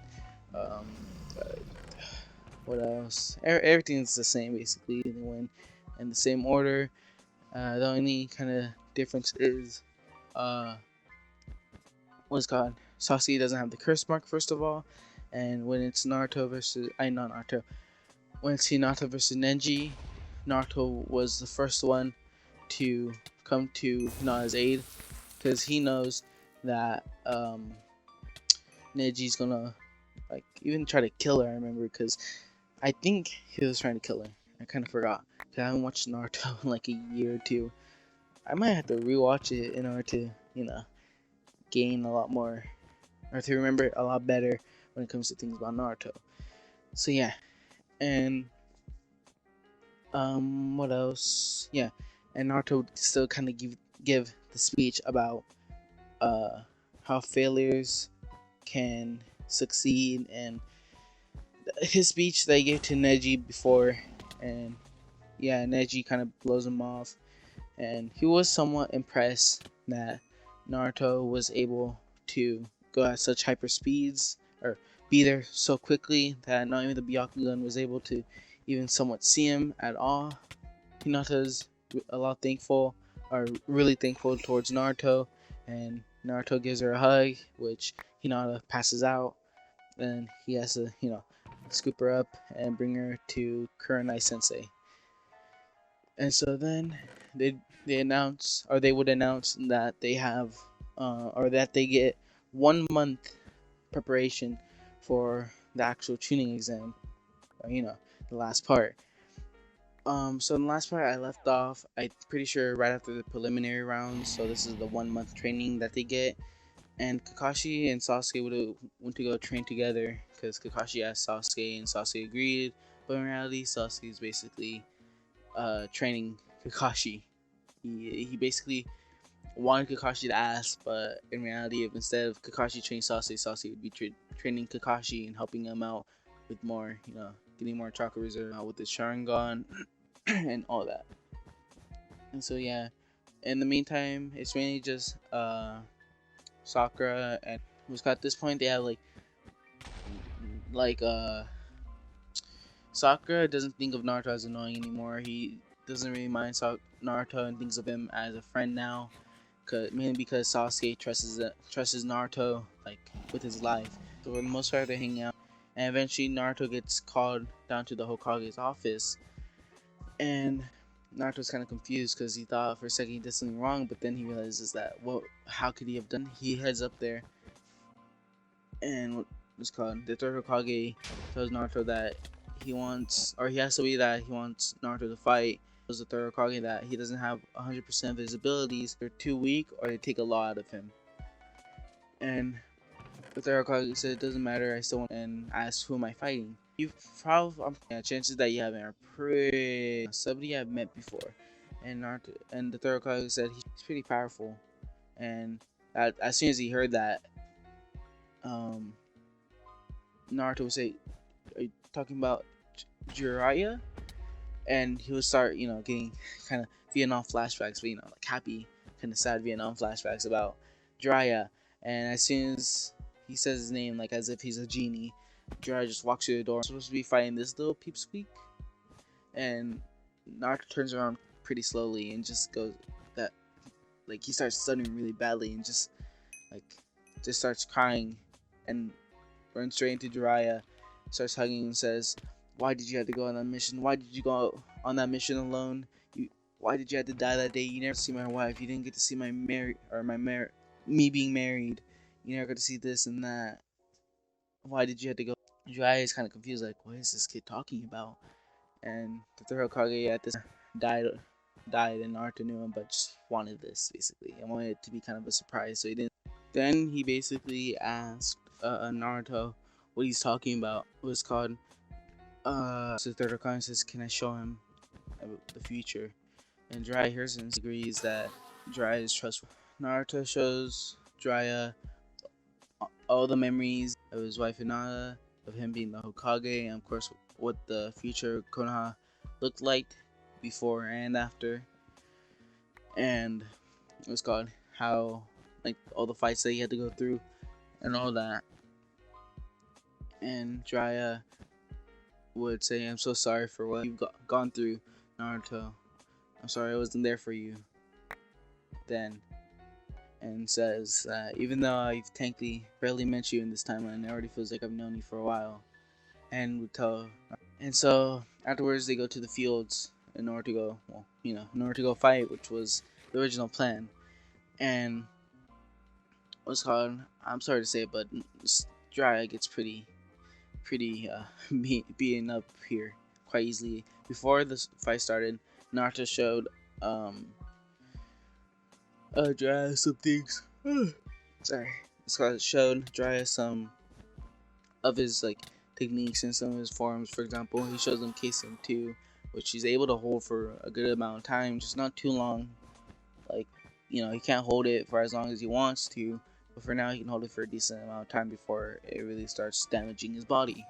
And he also used the Sage of Six Paths power, and basically, gets those orbs around him, the Sage Mode eyes, the Astra staff, or the black staff, and the ability to fly. So he gets all that. Oh man, sorry, I've already neon within, or 2 times within a few, less than a minute. But yeah, and so Jiraiya is basically just wow, he's able to do all this. I'm kind of toast. And also Naruto tells Jiraiya how he's met the Sage of Six Paths and this is his power, and that he also has every single tail. He's befriended every single one of them. And yeah, Jiraiya and the third Hokage are just astonished, and he also tells Jiraiya that he's mastered all 5, or all the 5 chakra natures, or all 5. I forgot how many they are in total, but either way, he's mastered 5. I know that for sure. And and also tells Jiraiya that he found out how to add wind chakra onto a Rasengan. Tells him how he knows multiple different forms that he's either come up with or used in the past. And so yeah, Naruto and Sasuke, or not Naruto, sorry, Naruto and Jiraiya start to fight after that, but decides to turn everything else off, and just starts fighting him hand to hand. They start trying to make some jutsu. Jiraiya goes into Sage mode, but even that doesn't really help. It helps him, but not to an extent that he can beat Naruto.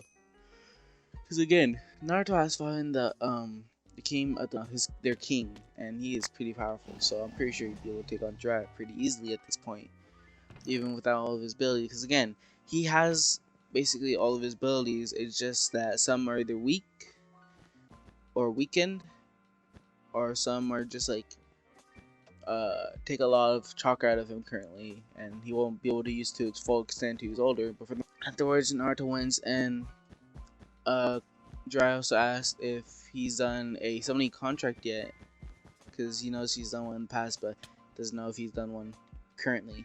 And Naruto says, "Oh yeah, I kind of forgot." Tell Scroll, tells him, reminds him what to do, and of course Naruto already knows and does it, and he ends up summoning the Toad Chief, the giant toad man. And so yeah, and of course Gambuta asks where's Jiraiya, and doesn't believe that Naruto summoned him, and Naruto has to prove himself, his chakra, all that. And so this time Gambuta agreed to be, basically Naruto's servant, or a follower of Naruto, instead of him being the boss. Afterwards, I'm gonna say that I'm gonna cut to the end of the 1 month training part and cut straight back to what's it called, to where the Chunin exams are supposed to start. And so they start, or I'm not gonna say they start, but it's the day before Naruto goes to bed. He wakes up and he gets there pretty early, along with Sasuke this time. Sasuke doesn't get there late. With Kakashi makes a flashy entrance. But yeah, so the first fight is of course Naruto versus who was it? That was Neji. Naruto versus Neji, and Naruto still tries to do, or tries more in the fight, but still gets the normal speed, which of course changes. Yeah, Naruto then waits for Sasuke versus Gaara, and Gaara mainly feels safer on Naruto only. And Naruto made sure Shikaku wouldn't be able to bother Gaara, but Shikaku could still pop out if not. And during the fight, Sasuke hits Gaara, and which makes him bleed, which also makes Gaara freak out. And because of this, he starts transforming, and he runs away. Then the Konoha crush because Naruto informed Orochimaru to continue, but try not to kill them. They would kind of just like, man, I am yawning too much. I am sorry. I don't know. Okay, so Naruto and Sasuke would both go after Gaara this time, and yeah, Sasuke decides to fight another Talk no Jutsu, and so the third Hokage, or Naruto go to the third Hokage and tell him that, ask him why don't we just go after Lady Tsunade because she's a great healer, and will also say that she can also take your place as the Hokage, as she was very trustworthy and she was the Hokage in the future. And Naruto, of course, because she wants her to at least come. And the third Hokage agrees and says he'll run that by the elders because in his opinion, the third Hokage as a Hokage tells Jiraiya. Jiraiya also agrees because third Hokage thinks about it and says that he knows Jiraiya won't become Hokage. This thing is probably to be Tsunade, another one of, yeah. So on this mission, Naruto asks the third Hokage if Jiraiya and Sasuke can come along, and what's called, because remember, Sasuke isn't out of commission like in canon. He's actually basically perfectly fine, and the third Hokage agrees. So afterwards, the next day, they go and head out, and they stop by this one town to stay at a hotel for a bit, and Jiraiya gets distracted by a lady, and Sasuke is kind of following behind, but not too far, just in case, just in case anything like that, or like the original happens, where Itachi's there, or they're planning on Itachi being there, but they don't want Itachi to sense Sasuke's, chakra, so Sasuke stays back by a bit.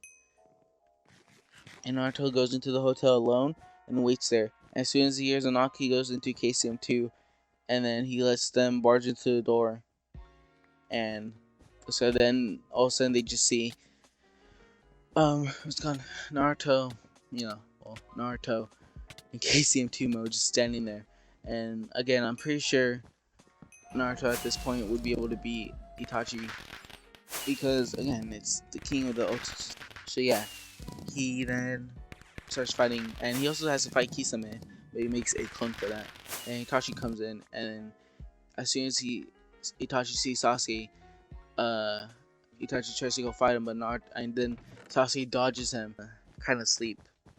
And so then afterwards, Itachi would try to fight Sasuke, but Sasuke again, Itachi, not Itachi, Sasuke and Naruto, they'd be able to be Itachi and what's it called? They're both not really trying, but they're both just trying to handle Itachi, just so they can also talk to him.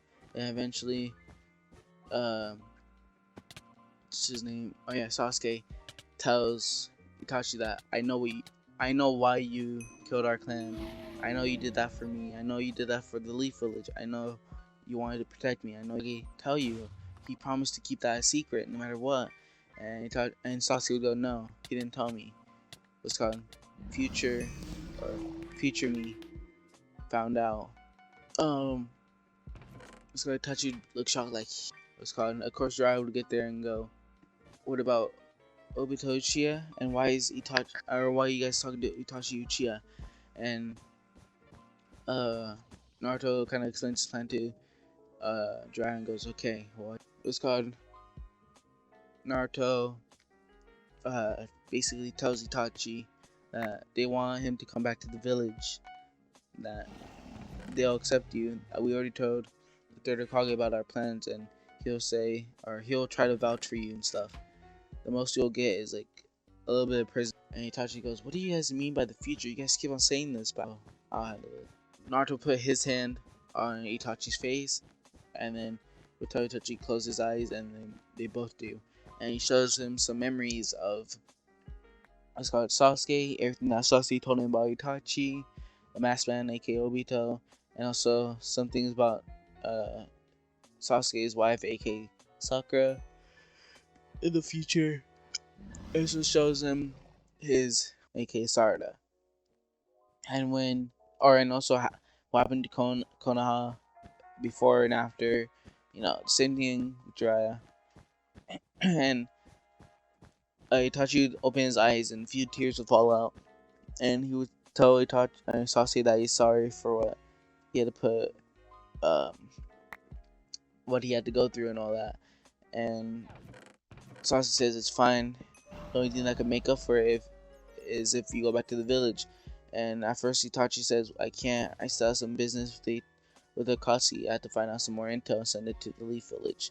And what's called Sasuke and Naruto both explain to Itachi how they basically already know everything but the Akatsuki, and their plans. They know what they're going to do, and chances are, if something changes, they're going to know when and what, and they basically have a plan to bring back most of the Akatsuki members except for a few that don't deserve it.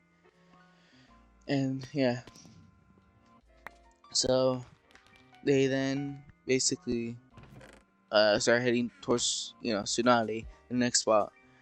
And this time Itachi's following them, but from the shadow, just so he isn't seen in public or anything like that. And they eventually make it, and of course Tsunade is gambling like always.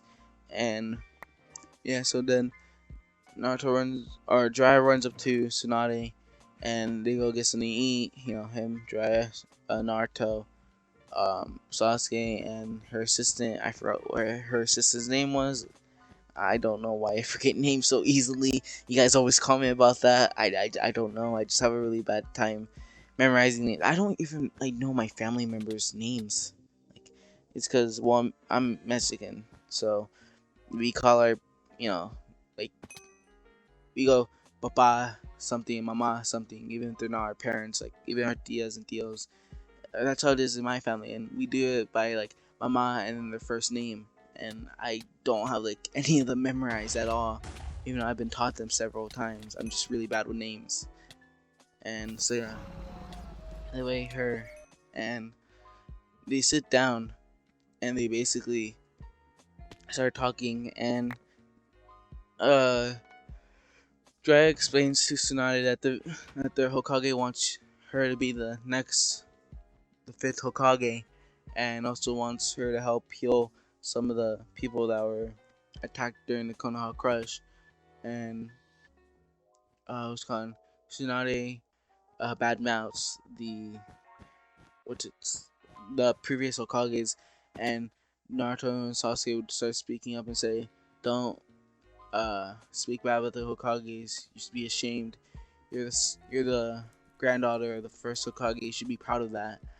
And was called talking bad about the Hokage is basically offending me, and then they both, or at least Naruto said that's because I'm gonna be Hokage, and Tsunade of course gets a small memory of her little brother, and agrees only if they can fight him, or only if both of them can beat Tsunade, and Tsunade is of course cocky, but then Naruto and Sasuke start walking out. They're both kind of smiling, and Jiraiya goes up to Tsunade and says, "Well, Tsunade, I'm just saying, you should try pretty hard because Naruto, that kid, the blonde kid over there, he was able to beat me all by himself when I was in Sage mode, trying 100%, and and I haven't seen what the other kid can do." And so and Tsunade says, "You're joking, right?" And then kind of takes in a big gulp and um, starts walking outside. And of course, Tsunade gets absolutely pummeled, and she agrees. She walks back, kind of not saddened, but just not in a proud walk. She's basically looking down the whole entire time.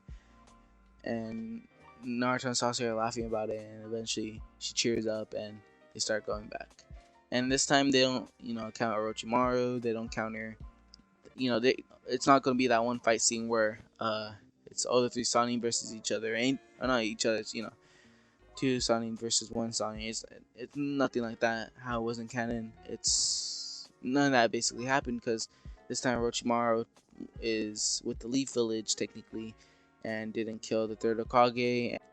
Basically, he didn't get his armor to save. And so yeah, now they make it back to the Leaf Village, and eventually, what's called the council or the elders agree to have Tsunade become the fifth Hokage, and what's called, and then that's when Naruto walks in with Itachi and Sasuke, and they're both alarmed and like, "What are you doing? Don't you know that's a criminal, you two little brats?" And what's called, what's his name? The third Hokage is there and says it's fine. What's called, he's coming back to the Leaf Village, and the third Hokage, the elders say, why do you want a criminal to come back? And third Hokage says, well, he's not really a criminal since it's technically our fault that he had to do that. And then the third Hokage would say, well, actually technically it's Danzo's fault. Saying, what are you talking about? And the third Hokage would say, show them, Naruto. And Naruto would then go up to the two elders and then put his hands on their foreheads, tell them to close their eyes, and show them all the horrible things that Danzo has done in the past. All the stories that's happened, all that. Because, yeah. And so, the elders say, Danzo, it's all I've seen right now.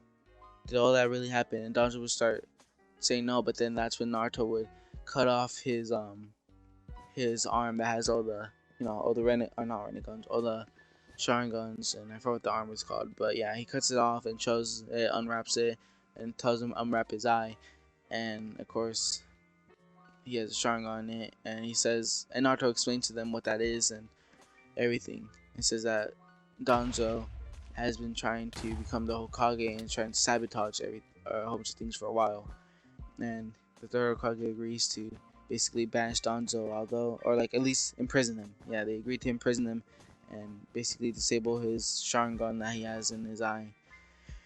And so yeah, and Itachi is allowed back into the village. He moves in the old Uchiha compound along with Sasuke in their old house, and they're kind of saddened that they don't have their family and all this had to happen, but they're glad at least they're both back. So in the last video, what basically happened is Danzo, the elders, what Danzo has done and what he is going to do in the future, what he would have done in the future. Going to jail, stealing his Sharingan, and stealing his left arm or right arm, whatever arm he has those Sharingans in. So yeah, just basically stealing all those. And Tsunade is now elected as Hokage and was told the secret about Naruto being from the future and to trust Naruto a lot more. And so Tsunade agrees to all this, and Itachi is also allowed back in the village because they don't really need him to find the Akatsuki because knows who they all are. Itachi having to be in there or having the risk of dying or something. Itachi is not actually allowed to go onto a lot of missions. He's basically just allowed to be or to stay in the village, and he's allowed to go into he himself wants, like to for himself, I guess, or like stuff along the lines. He's allowed to do that, and there are a few private missions that missions that he is allowed to go on that are sent straight from the Hokage, mainly because okay, let me rephrase this.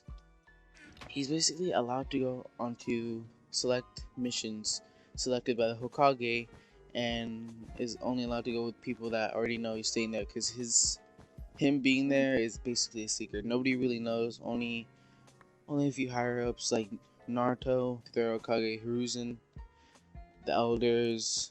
I'm also going to say Kakashi knows and also knows about the secret, because Naruto would say he deserves to know because he was the Hokage. So Naruto doesn't tell Kakashi just yet he's from the future, but he does tell him about Itachi and why he did it and all that. And Sakura also knows. So yeah, there's a few people that actually know he's there, but for the most part, and I mentioned this I think in the last video or the video before this, but Naruto wanted the Konoha crush to happen. He instructed the Orochimaru to not stop the Konoha crush, but to actually keep going, and also told Gaara to make sure to go insane or stuff like that. Just make sure he does a Konoha crush basically. And of course, it does happen. He made sure nobody actually got hurt, but he made sure people got injured. And this is so Naruto would be able to make shadow clones go all around the village. Is for those people. But yeah, it's basically just a trick in order to learn or to earn their trust. Because I mean, for the most part, the village doesn't trust them, and so if they were to get injured and Naruto were to save a lot of lives and a lot of people, I think for the most part the Naruto did it, but he also again made sure nobody actually died, just so death wouldn't be on his hands or of an innocent person. So yeah, that's the reason why that happened, and it worked for the most part. A lot of village, it's a decent chunk that like him, but there are a lot of other villagers still don't like him or still treat him poorly. But there is a select few that are yeah. And around this time, this would have been where Naruto and Sasuke would have had their fight on top of the roof or on top of the hospital. Pretty sure you guys know what I'm talking about. And this would have been around that time, but of course that is not going to happen because adult Naruto, adult Sasuke. It'd be pretty dumb if that happened. But yeah, so basically that doesn't happen, and again, Sasuke, there's no point. But yeah, and instead of a 3-year training mark, or how Naruto went to go train with Jiraiya for Orochimaru, and Sasuke went with the Orochimaru and all that. Instead of those 3 years of training, there is going to be 3 years of training, but it's not going to be like that. Go to different villages, basically, and different places, and help out people, and train himself to be able to use all the powers that the amount of chakra he has is wow. Because 1, he's a Uzumaki. 2, he now has 100% of the Nine Tails, and if you're wondering how did he get 100% if Minato still has his 50%, and that's because it was adult Naruto that transferred all of his what's it called? All of his chakra, every single part. So 50% of the Nine Tails is what adult Naruto had, and Kid Naruto had the other 50% or another 50%. So if all of his chakra were to go into Kid Naruto, that 50% of the Nine Tails that was there before also got added in to Naruto's chakra now, equaling up to 100%. So that technically means of the Nine Tails chakra in total instead of just 100%. Same thing with there's 200% of every other. There's 200% of every single tailed beast now because Naruto has every single tailed beast, which is another thing, which is the third point I was going to make about him having a lot of chakra. He has every tailed beast right now, and which adds up to again a lot of chakra. And if he has 100% of those, and 100% still are still in like everybody, like for example, Killer Bee, he still has 100% of the 8 tails, and Naruto also has the 8 tails right now, so that's 200%. And it's like that for every single Jinchuriki or every single, tailed beast. So those are like the main reasons why he has so much chakra. And also, if you guys don't remember, both Sasuke and Naruto were trapped in that dimension for around 100 or 1,000 years, somewhere in between. And so that gave them a lot of time. They trained, they did everything. A lot of rage basically fit them, and a lot of worry for their families. So they kept going, and that they basically overused chakra over and over again at the point where they started gaining more chakra and a lot more for like 1,000 years again. So both of them earned a lot of chakra from that, including Sasuke. He does have a lot now. So yeah, and he got permission from, or Naruto would have gone to Tsunade saying, or Naruto and Sasuke help out a few villages, and Tsunade would have asked, what is this all for? And Naruto says, well, chances are the Shinobi war, or the fourth Shinobi war, I cannot speak, sorry.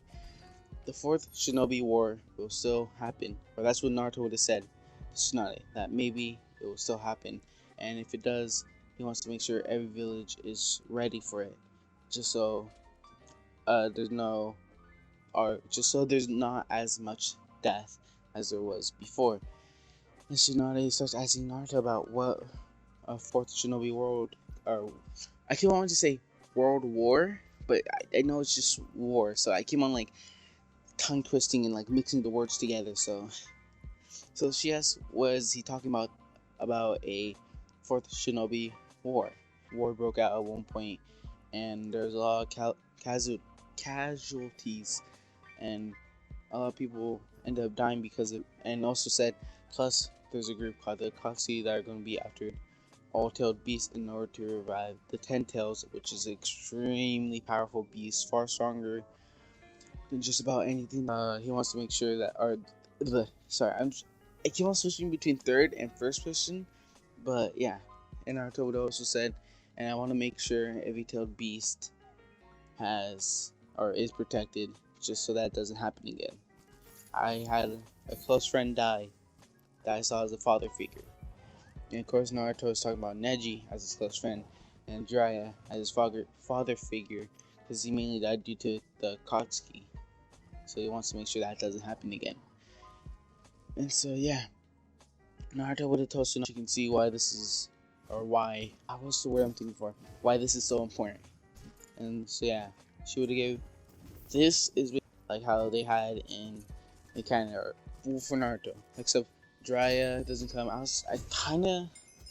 I don't know, but I do kind of want Jiraiya and Itachi to come as be there, but so yeah, both of them would have left the village, and Sasuke would have said goodbye to Sakura, and of course they would hug, say goodbye, and Naruto would also already happening, and yeah, just there's a bunch of people basically at the gate.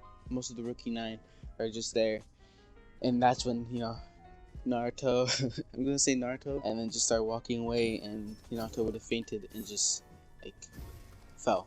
And with that, Naruto, not for a bit, but just leave the village. And so, or both of them would have basically gone to just about every village. And in this village, he was able to find Karen, whatever, you know who I'm talking about. The red-haired girl that likes Sasuke, you know who I'm talking about. So basically, they would have found her and her grandmother, and since Orochimaru never visited at all, so she would have still been there, and I'm going to say Naruto was able to find her and take her back to the village and go back to where he wanted, and go back on his journey. Sasuke, and he would have gone to most villages and talked to the Kage of that village and explained the ordeal, or explained, basically explained who he is, what he is doing there, and as proof he would show him a few of his memories of the future of them. And yeah, like every single time the Kage would have said sure, and it's because the Kage could see, or it's because Naruto basically showed every Kage the war and everything that happened, and so the Kages would have prioritized the Jinchuriki being trained over the enemy who's training them. And so doing this would create a bond in the village that he did this with. And of course he did with Gaara and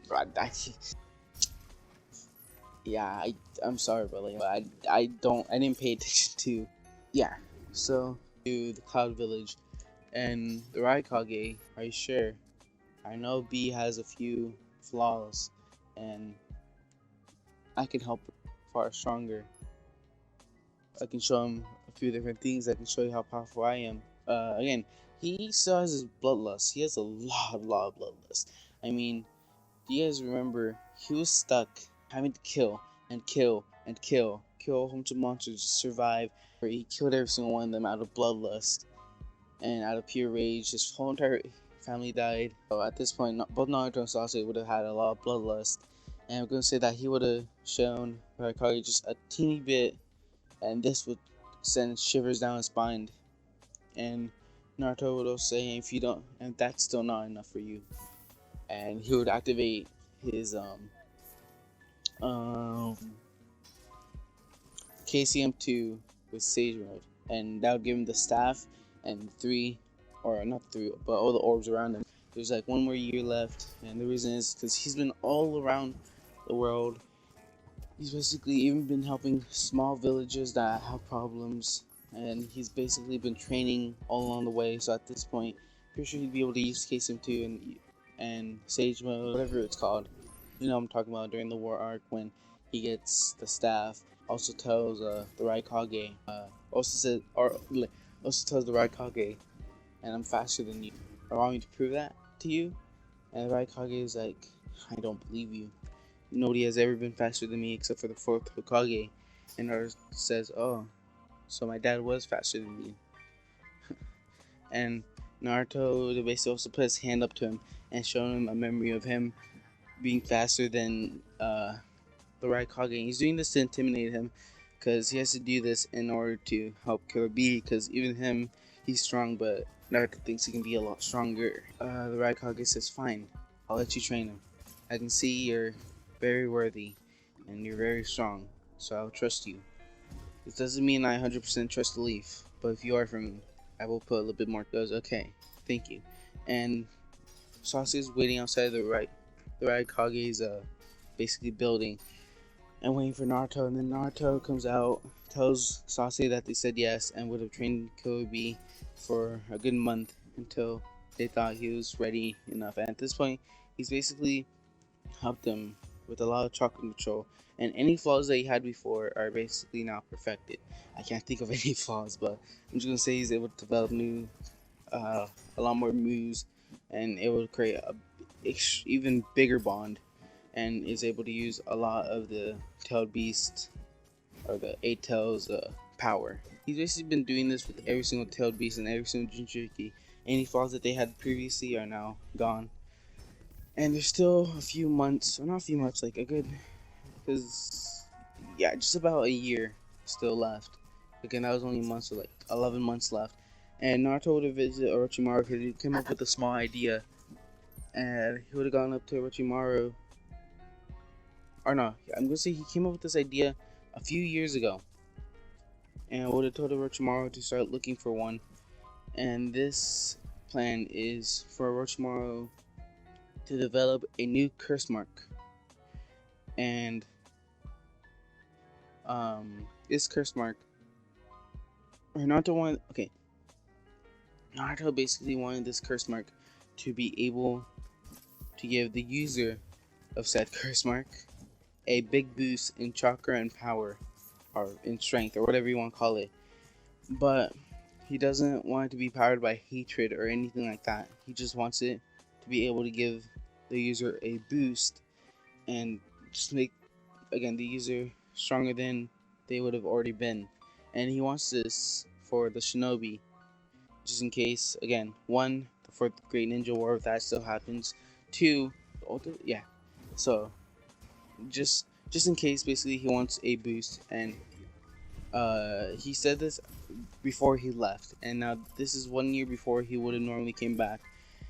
And he would have gone back, but he wouldn't be seen by any of the villagers at all. He would only be seen, or he'd go straight to one of Orochimaru's lair where he's basically staying at, and would have asked him if he's come up with any sort of curse mark that would fit this.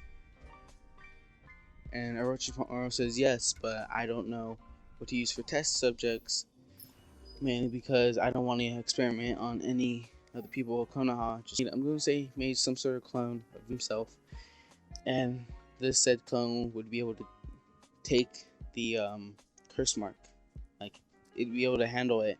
Basically, are able to see Orochimaru and Sasuke and Naruto are basically able to see if, like, what big of a boost it gives you, if there's any drawbacks, and eventually you come to the conclusion that there are no drawbacks and only gains. It mainly helps out the what is it called? It mainly just boosts their chakra and what's called, basically gives them a lot more strength and can be activated and deactivated. And Naruto also tells Orochimaru, if there's some sort of plan to betray me, I won't, as a way to be able to control them or control people more later on. I just want to tell you here and now, I'll be able to get rid of that curse mark no matter what. I've already gotten rid of a few of yours. I already found a way to get rid of, and I do trust you, but I'm just saying this just in case. But I am putting a lot of faith into you. I thank you for this. And Orochimaru would say, don't worry, I don't plan on betraying you at all. I'm getting used to living in Konoha again. You brought back my original team. You helped me complete my goal. I have too much respect for you in order to do that, and I'd rather just be a servant to you. You are a strong person and a good person, Naruto. And yeah. And, oh no, before he left the building, I'm going to say that Naruto, or I'm going to say to, let me rethink that, sorry. Naruto would have went to Orochimaru and basically told Orochimaru to come up with some sort of cure, just in case something goes wrong with it, just so it basically gets rid of the curse mark, or something, some sort of seal that would instantly because of it. And so they decided to start testing it out on actual people, and for the most part they see this as safe and has had a clone use it and for a few months, and there's no drawbacks, only what's called Hokage's office, and talked to Tsunade about this, and Tsunade trusts Naruto a lot because, again, she's been told about everything, has been told how Naruto in the future / past was a basically a hero and saved Konoha many times and saved the world many times or anything like that, but he was still a really good hero. So of course Tsunade is gonna trust him a lot. And he gets some what's it called? Some shinobi that are willing to go given a curse mark on, like, kind of on their back. It isn't that big, it's just kind of like a small dot. It's a curse mark. And they're required to have this on for a few months just to make sure that there's no drawbacks. And while all this is happening, Naruto then leaves the village and goes back onto his journey and goes to each or homes to different villages, small and big, and basically just helps out any problems that are there. And after that year is over, Naruto and Sasuke get to the gate, and the two guards are sitting there going, "No way, it's Naruto and Sasuke. I haven't seen you guys in a while," because every single time they came in to Konoha, they basically just snuck in. They never came. Naruto then basically they automatically go to the Hokage's office, and Naruto starts or both Naruto, I'm gonna say this time, Sasuke would ask, how's the experiment going with the curse mark?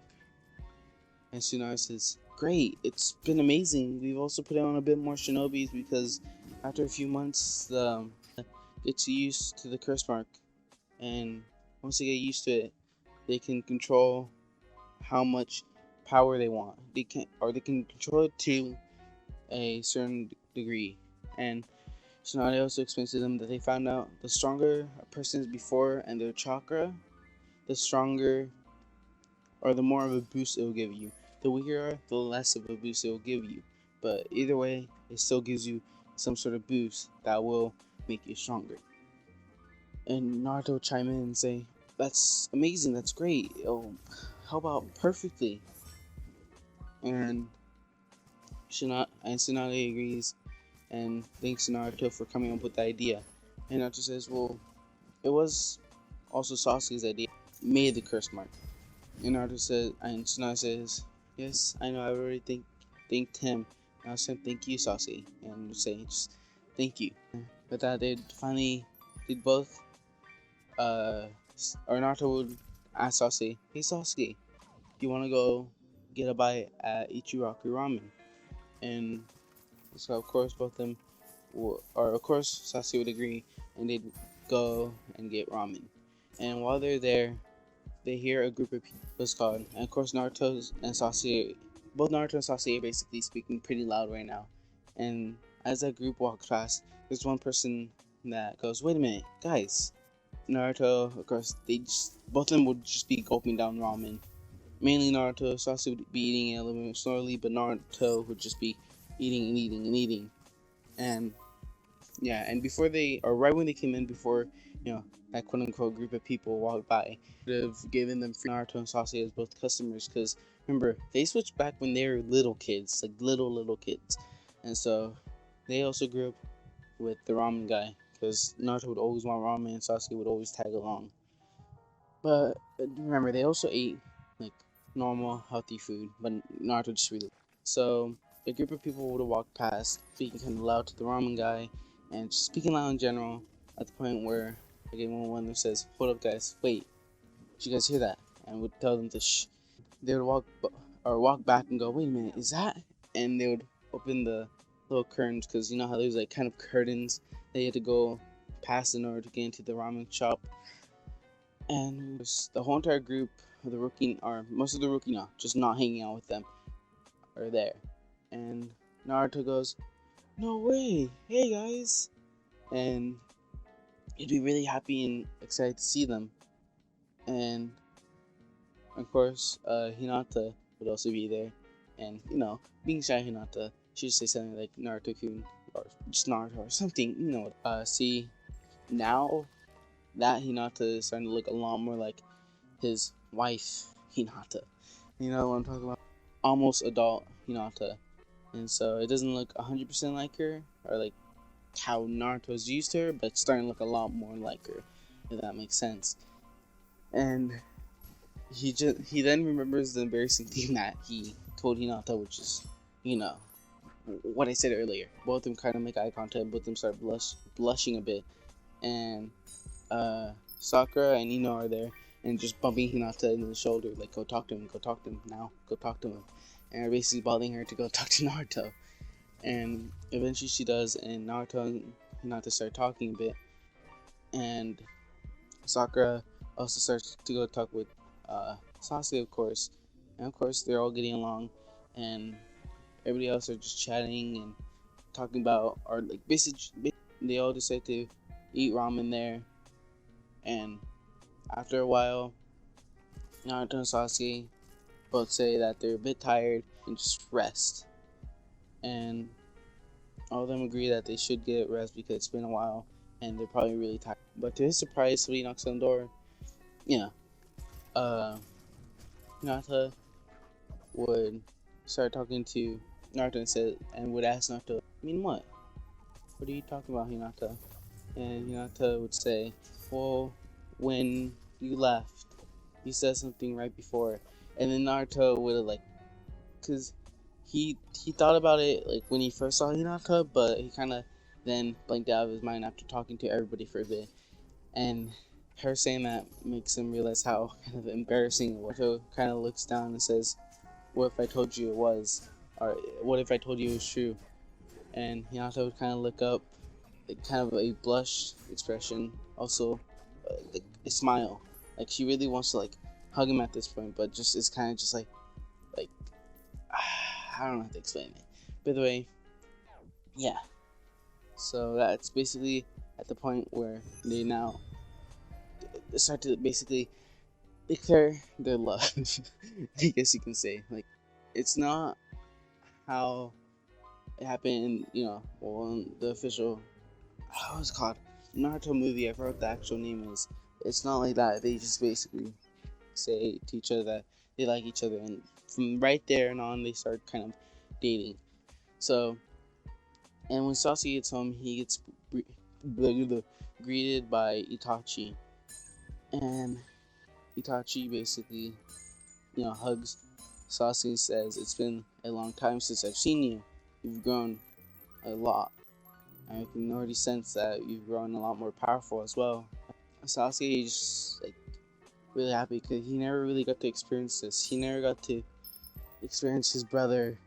I hit my foot on my chair because when I do these what ifs, I like walking around and talking just so it keeps my mind going.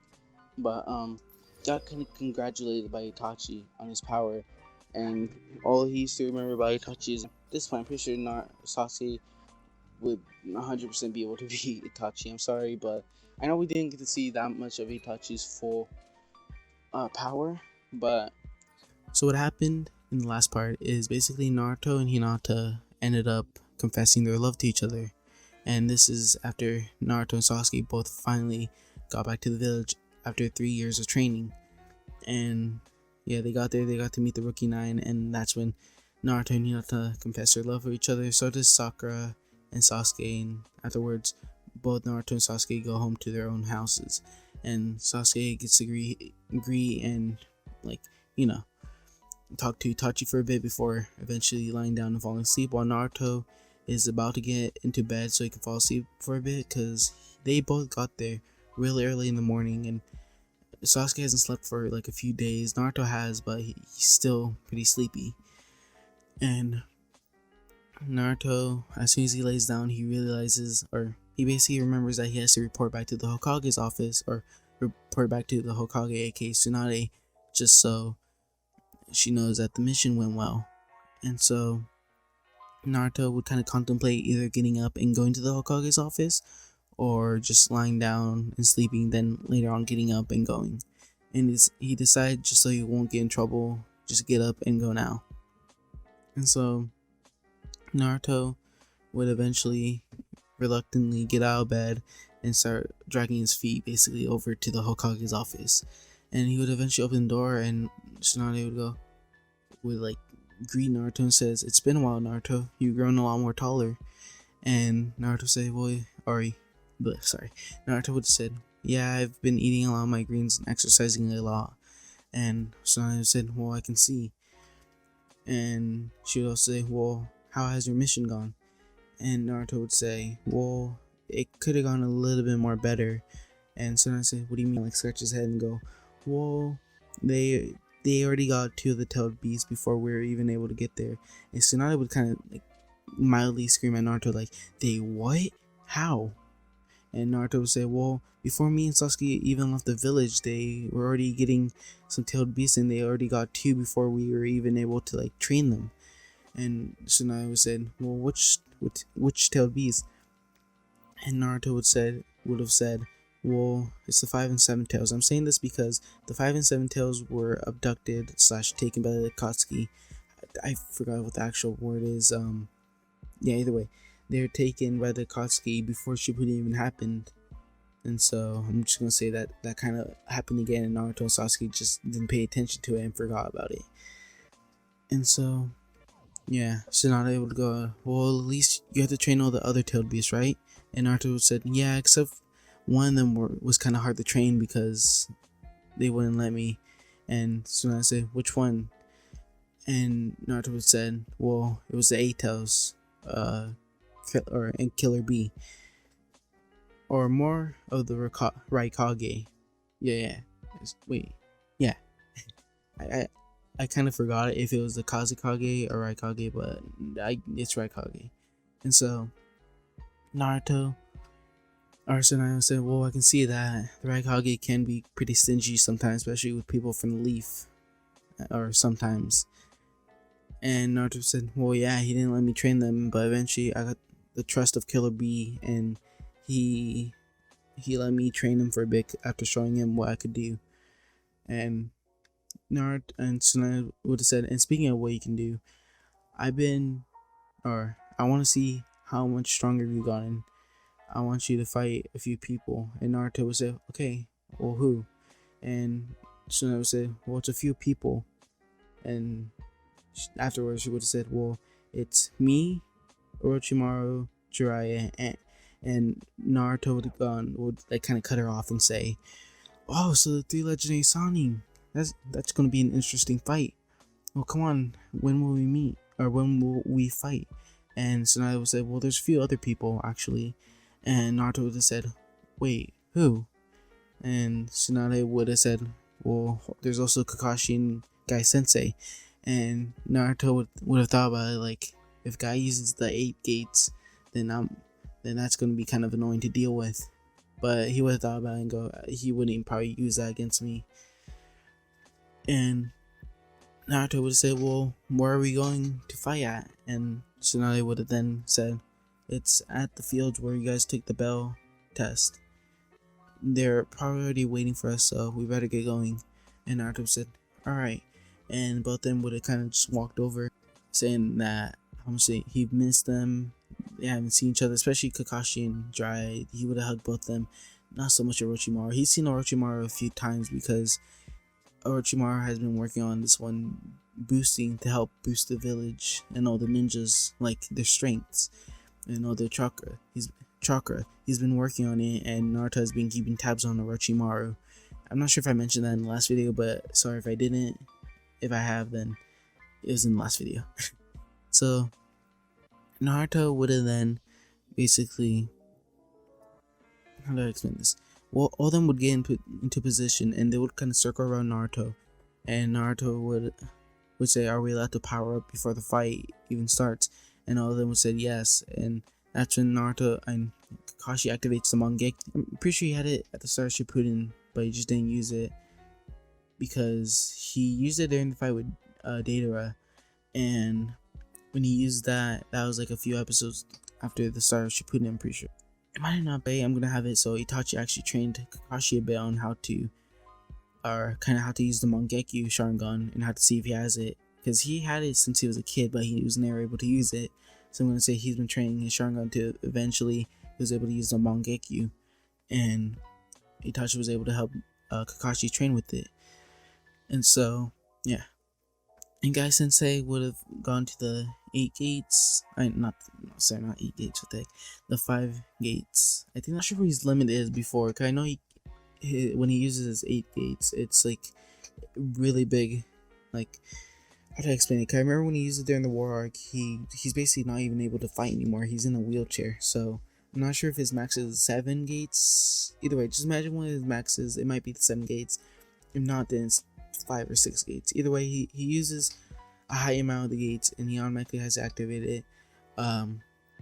Tsunade has that one X symbol on her forehead. I forgot what it's called, but you know, I forgot what it's called.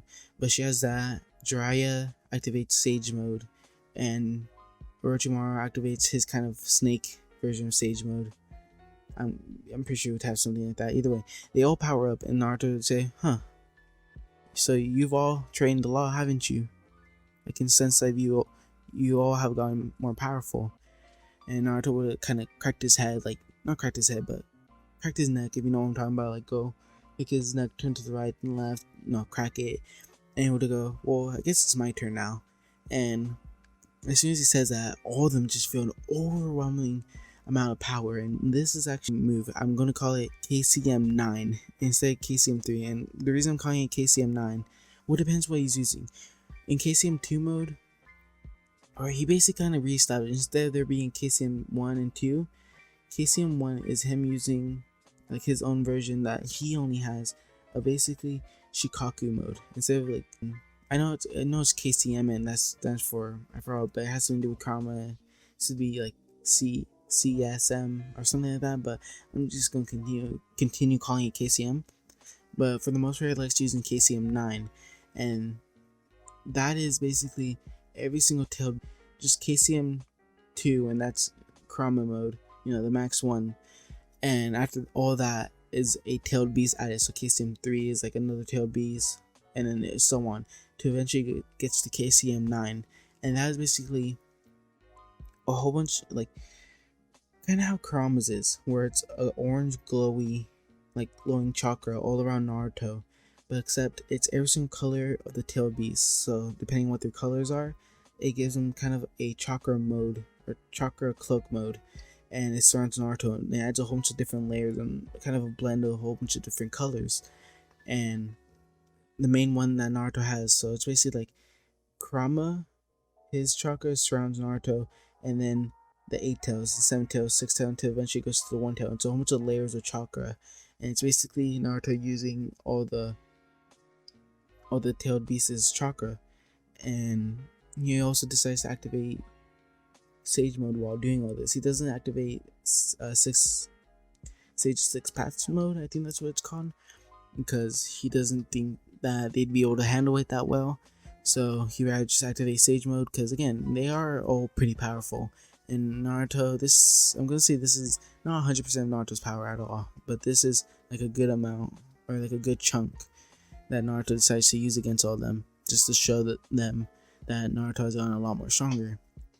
And so, back to what I was saying kind of earlier, as soon as Naruto activates this, all of them just feel an overwhelming amount of power, and they kind of are scared off from this, because they can sense like tailed beasts, and tailed beasts, they've sensed their chakra before, and so even people from really far away can like sense as if almost all the tailed beasts have been released in one place, but that one place is Naruto. And so everyone, like all across the world, can like basically feel Naruto's power, and all of them kind of gulp, and then they start fighting, and Naruto just basically demolishes them. He doesn't hurt them too much at the point where they basically die, but some of them do pass out, other ones just kind of are pretty injured, and Naruto is able to heal all of them afterwards though, because I'm going to say Naruto was able to develop some good medical ninjutsus. But either way, he does all that, and eventually they all walk back to the Hokage's office and discuss what their next move is. But that's when somebody comes barging in and goes, "Lady Tsunade, there's an emergency at the Sand Village." And Tsunade would have said, "What is it? What's happening?" The ninja, I'm too lazy to think of which ninja, but just some random ninja, like a filler character I guess, would have just came in and told her that the Kazekage, at this point Gaara is the Kazekage now, / the One Tails, has been abductive, or has been taken by the Kosuke members, and actually I'm gonna say that the Sand Village is under attack by the Kosuke members, and the Kazekage, aka Gaara, needs help. And Naruto would have gone, "Why would Gaara need help? I trained him enough so he should be able to handle both of them pretty easily." And Tsunade said, "Don't mind that, just go get Sasuke and Sakura and go to the Sand Village. I'm trusting you three to go handle this." And Naruto would have said, "Okay, Lady Tsunade, I'll go get Sasuke and Sakura." And Naruto would have rushed to Sasuke and told him what's happening, and then Sasuke would have go get Sakura, and they would both, or basically Naruto would explain to Sasuke and Sakura what's happening, and Sasuke would go, "Wait, but how? Gaara was trained with this village and enough for us to come over, not," because the way they explained it is that Gaara's losing really badly. That's the way the guy that walked in explained to Naruto, that they need help immediately. So Naruto and Sasuke and Sakura all get there as fast as possible, like faster than how they did in canon. By the time they get there, Gaara's already been taken, and actually they got there a lot more faster, but they wanted to get there a lot more faster, but they thought that Gaara would be able to handle them pretty well.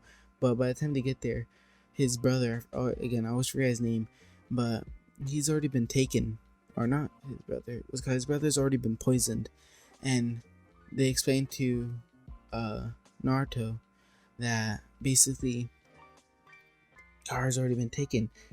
Okay, Sakura, this is what's happening. The medicine to give to Gaara's brother, like in canon, he would have memorized it, or he would have remembered it, and gave it to Sakura and said, "Trust me, this is the right antidote. Make it and give it to him.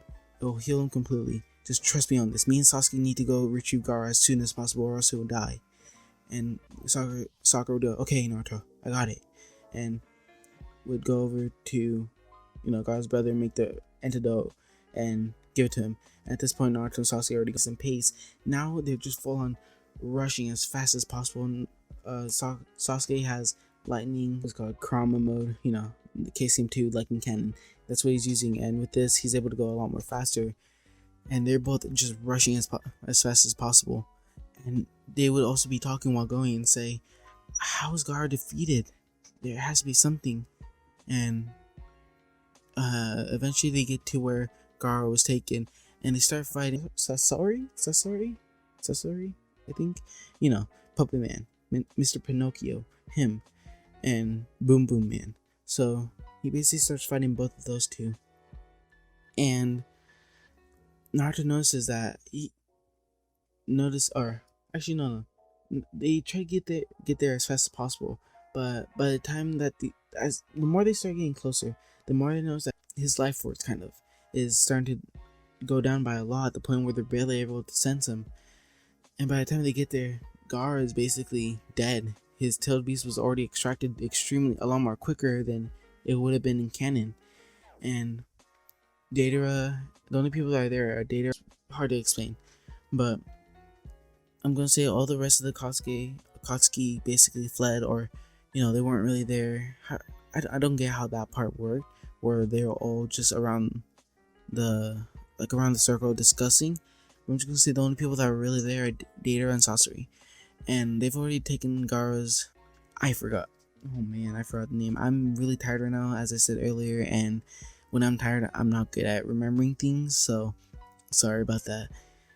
And Naruto would have kind of started getting kind of mad. He would have been able to control it, but Deidara was kind of laughing at Naruto about how he was able to kill Gaara so easily even after Naruto trained him. And Naruto would have also thought, how did they know?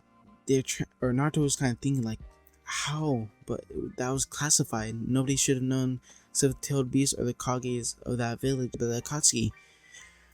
And Naruto, or again Deidara and Sasori try to fight Naruto, and Naruto notices that they got an extreme boost. Like, not enough for Naruto to be worried about taking them on, but he doesn't notice that they got a lot more powerful. And this is because I'm going to say that Tobi/Obito was able to make some sort of something that would basically boost their attack and basically make them a lot more stronger for a good period of time. And Naruto would have noticed this, but Naruto would start getting more and more mad because Deidara would just be laughing because he was kind of crazy. But yeah, he would have been laughing. The more he laughs, the more Naruto would have got mad, and Naruto would have told Sasuke to stay back, that he wants this one. And Naruto would look down and look back up, and as soon as he looks back up, he basically sends Ohara and Sasori in place. And that's how mad he kind of was at them for doing that to Gaara. And he basically instantly kills them. And he looks back at Gaara and rushes over to him and says, Gaara, are you still alive at all? And Gaara would turn his head just slightly and go. Naruto would say, okay, this is good. Don't worry, you're gonna be okay, Gaara. And Naruto would have put his hand on Gaara's shield and would have given would have given Gaara a part of the one tail Shikaku. There we go. Would have given Gaara a part of Shikaku, or aka part of Naruto's Shikaku that he has. Because remember, he has every tailed beast, and I'm gonna say he gave him like a good 50% of it. He did this in order to save him because he's still just barely alive. And with this, he shouldn't die. So Naruto was able to give him, and after this, Gaara's like pretty weak still, and he still ends up passing out, but he is basically still alive. And Naruto grabs Gaara and says, or tells Sasuke, good thing we were able to come here quick enough, or else Gaara probably would have already died. And Sasuke would have gone, yes. Well, what about the other tailed beasts? If they already got, or if those Akatsuki members were able to take out Gaara so quickly, how do you think the other tailed beasts will do? And Naruto says, I don't know yet, but it seems that they got some sort of boost. They're a lot more powerful than we remembered. I'm not sure if the other tailed beasts are going to be able to take them on. And so eventually Naruto makes his way back to the Sand Village, and he has Naruto has Sakura check Gaara to make sure everything's alright, and she concludes that Gaara's perfect. Like, he's okay, he's just a little bit tired and a little bit weak from the tailed beasts being extracted from him. And at this point, the Akatsuki basically have 3 tailed beasts in the Ghetto statue. And so Naruto would basically walk back to the village, walk back to the Leaf Village, and would have reported back to Tsunade and tell her that they're able to save Gaara just in time, and he should be okay. They also got to kill the 2 Akatsuki members, and Tsunade goes, oh, sorry,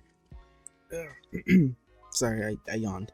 And Naruto would have told Tsunade about how he was able to kill both the Akatsuki members that attacked Gaara, and Tsunade would said, that's good. And as soon as they kind of start ending the conversation, Naruto and Sasuke were about to walk out and go back to their home. The same ninja that came in earlier with the news comes in and goes, Lady Tsunade, there's another emergency from the Cloud Village. They requested our assistance, or at least Naruto and Sasuke's assistance. And Tsunade said, great, what now?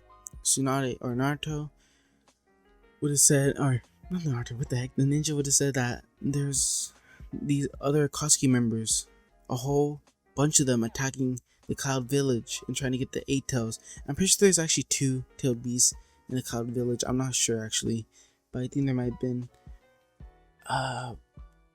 for sure the 8 tails. But either way, I'm gonna say that he would have said that they're trying to catch one again, and the reason is because they heard of Naruto. They've heard how strong he's gotten, and they know that in order for them to be able to win, basically, they need to rush all the tailed beasts and get them as soon as possible.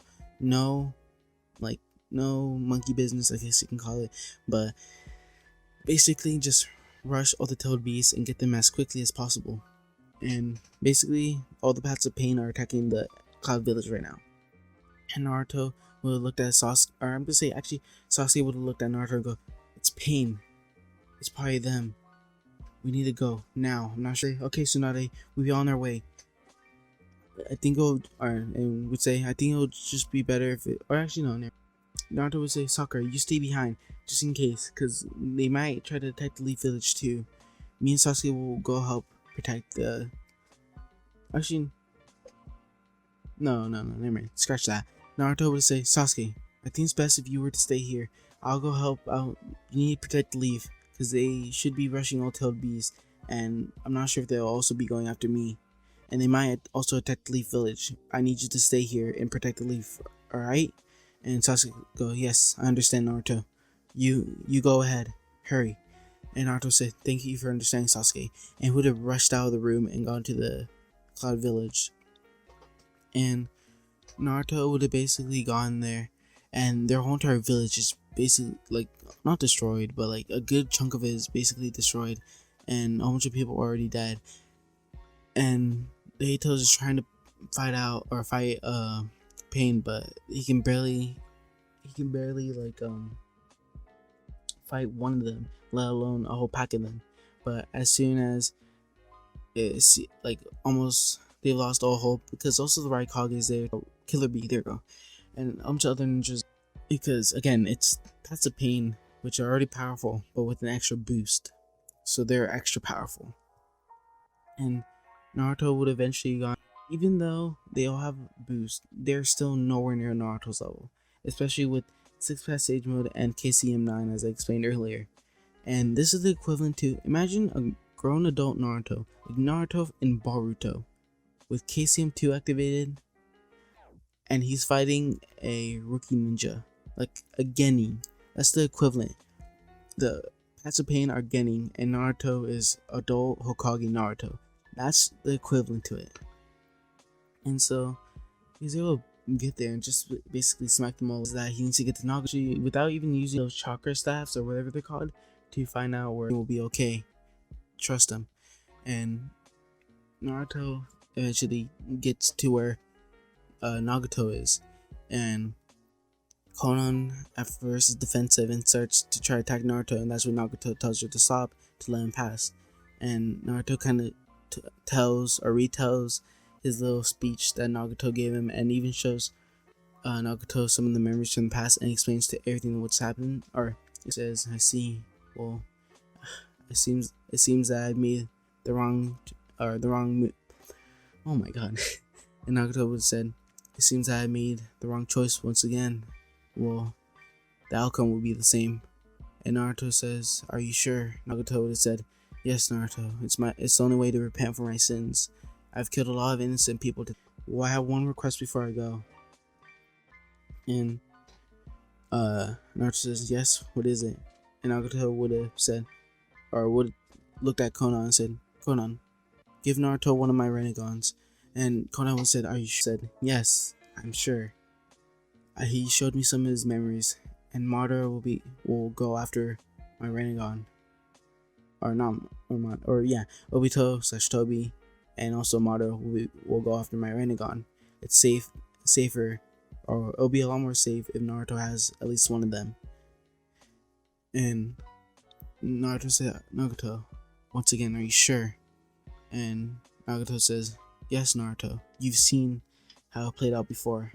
It'll be safer in your hands than it would be." Naruto says, "Okay." And so Konan basically implants his renegon to Naruto's right eye, and Naruto starts looking around. After that,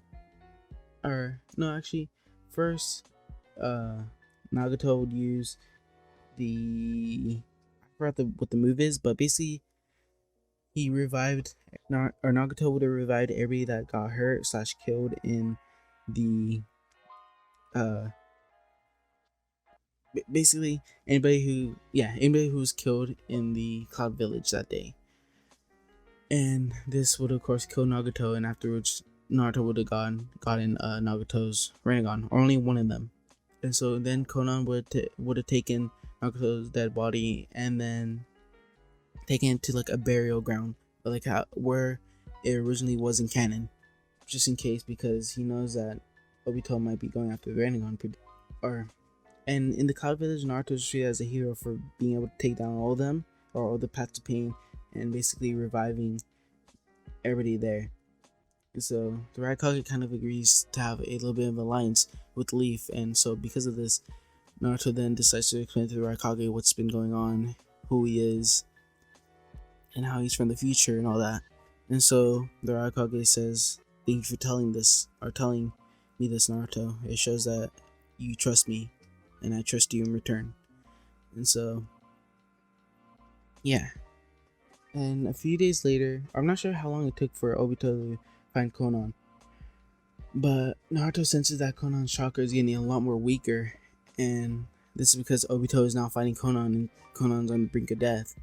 And Naruto starts rushing over, and this time Obito doesn't kill her right away. He kind of grabs her by the throat and drags her over, and eventually makes her talk on where Nagato is, because she knows even if Obito finds it, there's only one eye in there, and Konan realizes that there's only one Rinnegan, and of course she basically gets that last wish, and Obito kind of grabs her by the neck again, raises her up, and says, "Where is it? Where's the Rinnegan? Tell me now." And Conan would just have a silent voice, and Obito would say, "So that's how you want to play," and would have punched her into the ground. And he was about to, and he would have grabbed a kunai. Basically, walks in and says, "You're the Renegons with me," and would have opened his right eye to reveal the Renegon just sitting in his eye, basically.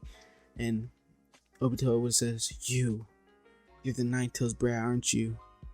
Give it now, before I kill you and take your Nine-Tail beast Nine-Tails as well." And Naruto says, "You can even lay a finger on me." And Obito said, "Oh, you're gonna regret that." And Obito would have tried fighting Naruto, but Naruto would have been able to dodge. Like, basically all of this.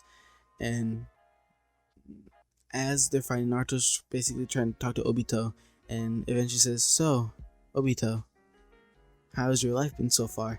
And he would have reacted like, "What? He knows my name, he knows who I am." And said, How do you know my identity?"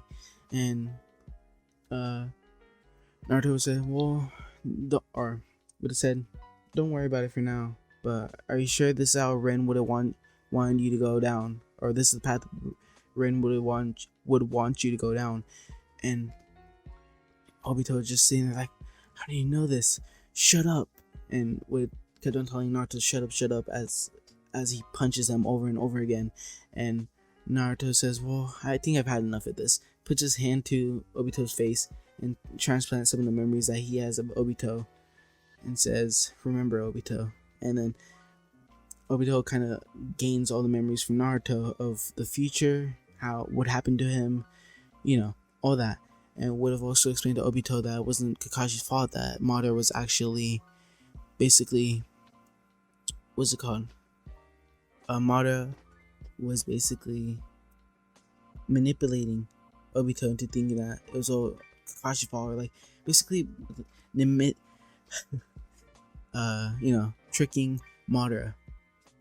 And so Obito says, "Thank you, Naruto, for showing me this, but I'm not sure if I can even show my face to Kakashi anymore." And Naruto says, "It's okay, Obito. He'll understand. Trust me. He has talked about you before, and he always wishes that he was able to see you and talk to you again. He'll be happy to see you again." And Obito says, "Okay, Naruto." And Naruto also heals Konan, because Konan's was on the brink of death, and decides to heal her. And so he decides to take Konan and Obito back to the village, and decides to also take Nagato's coffin with him, so that way he can be buried somewhere in the Leaf Village, where to watch over him as much as she wants. And so yeah, they eventually make it back to the village, and in secrecy, nobody knows about Obito or about Konan going to the Tsunade about Obito and Konan, kind of their situation. And Tsunade decides to accept them, because she puts a lot of trust into Naruto. And so Naruto, they basically would have buried Nagato kind of a little bit on the outskirts of the Leaf Village, but enough so it isn't too far.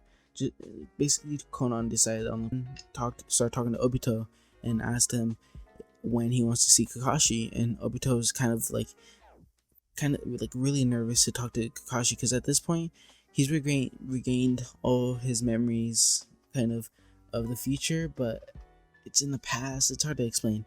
Either way, this kind of changed Obito, like a changed version of Obito, basically. And he decides that he wants to talk to Kakashi as soon as possible, and at least get his side of the story for sure.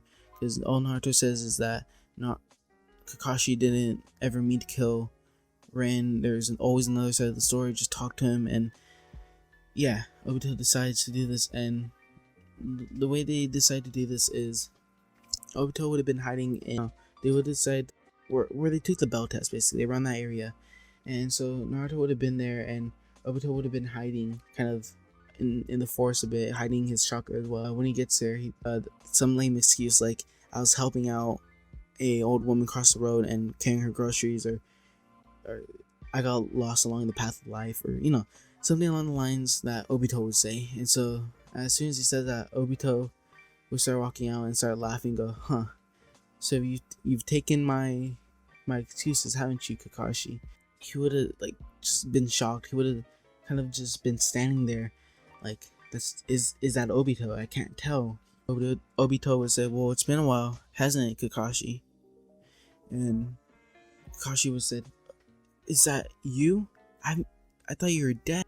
Obito would have looked at his hands and said, well, for the most part, I'm alive. And Kakashi would say, wait, how? Naruto, did you know about this? It was called. Naruto would say, well, Kakashi, I think it's time to come clean on why, or basically he would have said, it's time to come clean about something. And Naruto would have said, Kakashi, close your eyes for a second. And Kakashi would have closed his eyes, and Naruto would have put his hand on his forehead and transferred some of his memories into Kakashi about the future, about Obito, about all that. And Kakashi would have opened his eyes like, wow, I'm so sorry for what I'm sorry about all this. I didn't know. And Obito would have said, don't worry, Kakashi, that's all in the past. I've learned something new, or some things about my life that I've never known before, and I've decided that from now on I'll be choosing the right path, the path that Rin would have always wanted for me. And Kakashi would say, yes, well, it seems that we're both lost on the path of life now, aren't we, Obito? And so basically what happened last time, or where I ended off last time, is Obito. Naruto was able to get Obito onto his side, and he set Obito up to meet with Kakashi, which was pretty, heartfelt, because they both haven't seen each other. They both got to explain what happened, why everything happened, and they eventually got through all of it and decided to be friends again. And so, another thing that I forgot to mention, or that was pointed out in the comments that I completely forgot about, was how Obito has that one, what is it called? That one thing wrapped around his heart, that Madara put in just so he doesn't, basically go to the other side and go back to Kakashi or something like that. And the way, I'm gonna make it so Obito was actually able to go, Naruto would have basically broken it, because when he first met Obito again, he would notice that every single time Obito refused to go with him, because they fought for a bit before Naruto was able to have Obito come with him, but every single time he was fighting and he kept on saying that he didn't want to go with them, he knows that it was a lie, because Naruto can sense and determine when people are lying now, and he was able to see that Obito was lying and he didn't want to come, and so he kind of body scanned him in a way and was able to see that there's a big clunk of chakra around his heart, and activate his Rinnegan that he got from Nagato earlier, and was able to break it with it, setting Obito free. And from there it went to Kakashi, Kakashi and Obito meeting again, and that's how that went. And yeah, that's how that went. But that all happened relatively in the same day. I think I made it so it was a few days after, but this time it's gonna be a few, within an hour of all that happening. And then every village, okay, how do I explain this? So the Akatsuki was basically also going after the Jinchuriki at the exact same time, going for everyone, because they noticed that Naruto also trained them. They got more powerful, but the Akatsuki also got a boost from Obito and was basically really OP at that point. Not OP enough to take out Naruto, but even though Naruto trained the Jinchuriki, the Jinchuriki were really easy to beat for the Akatsuki, basically, because of that boost. And so Naruto would send out clones going to every single village and staying back at his own village just to make sure that no Akatsuki members are going to terrorize the villagers or anything like that.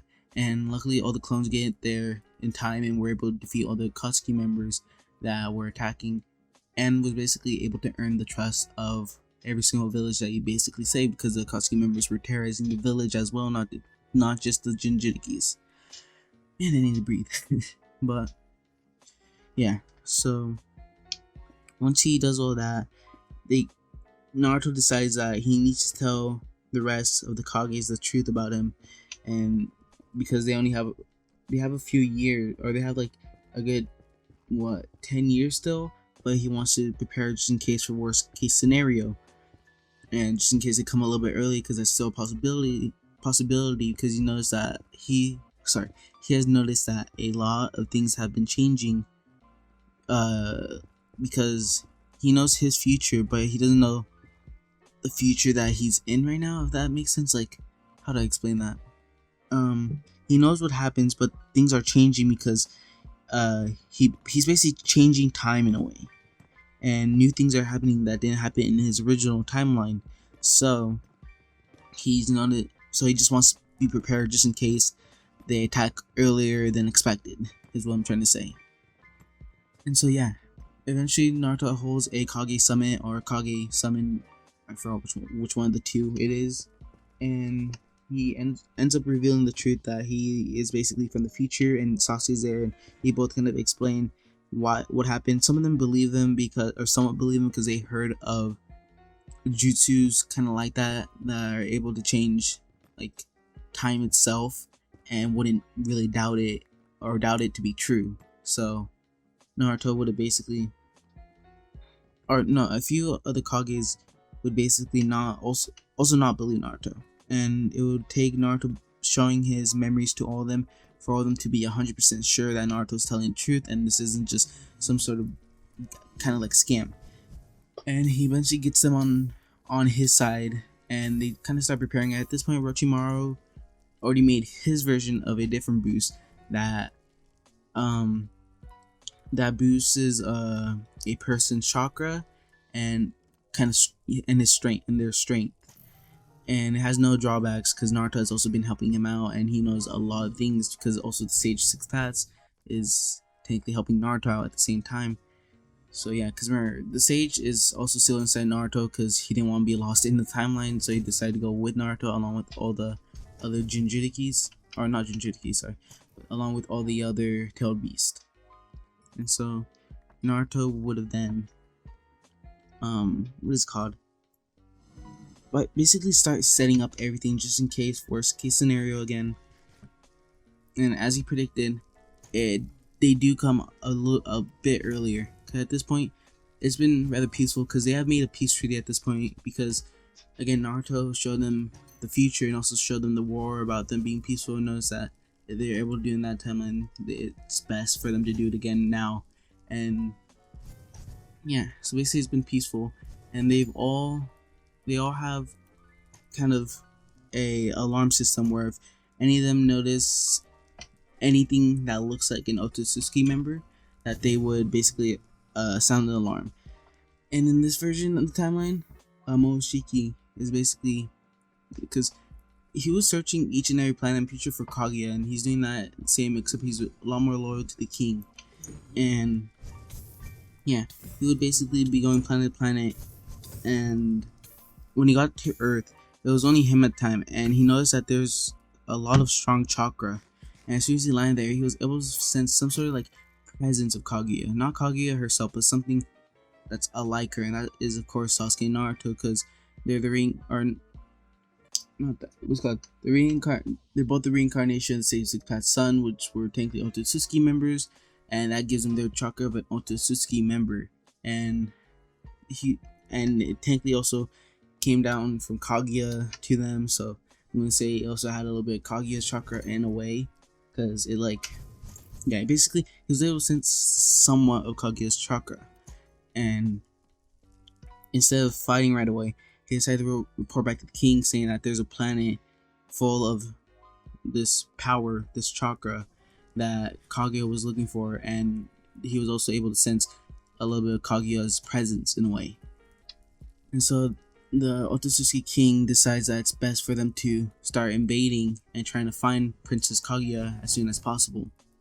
And at this point, Naruto, this has already been a few years since since the Akatsuki members attacked. It's been quite a few years at this point. Boruto's already born. So is Himawari. I always like mess that up. You guys know I'm not good with names. So yeah, basically those two are already alive, and Naruto would also already be a dad, or to be the Hokage, and they would also be on their tippy toes just in case, because they don't want what happened before it happened again. And they all agree that when the day comes that the Otsutsuki members invade, that they're going to let specifically Naruto and Sasuke fight, and all the other villages will join together and just protect off the common people, or like, just protect off their village and their own people. But to let Naruto and Sasuke fight the main fight in the front lines. And so, sorry, let me drink some water real quick. My throat's pretty parched. That's a word, right? Parch? Yeah, I'm pretty sure it is. But from what I said earlier, he would have basically sent home to Otsutsuki members along with Momoshiki, basically, what is it called? Basically leading them all on. He's basically leading all the Otsutsuki members to fight Naruto, all of them. And also that one organization, I don't know what it was called, but you guys should know what I'm talking about.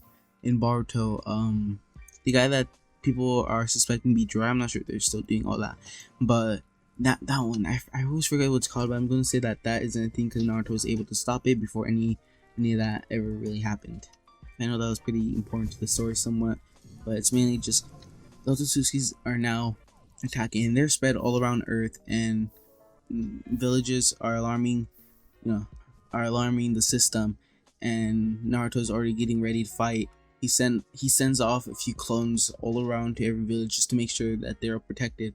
But they notice, even though a whole bunch of them are all spread out across like all over Earth, but instead of finding the village, they all start going to Naruto and Sasuke because they can sense the amount of power that's coming from there, and they go there because they think that might be Kaguya, which is their main target to find and to get back.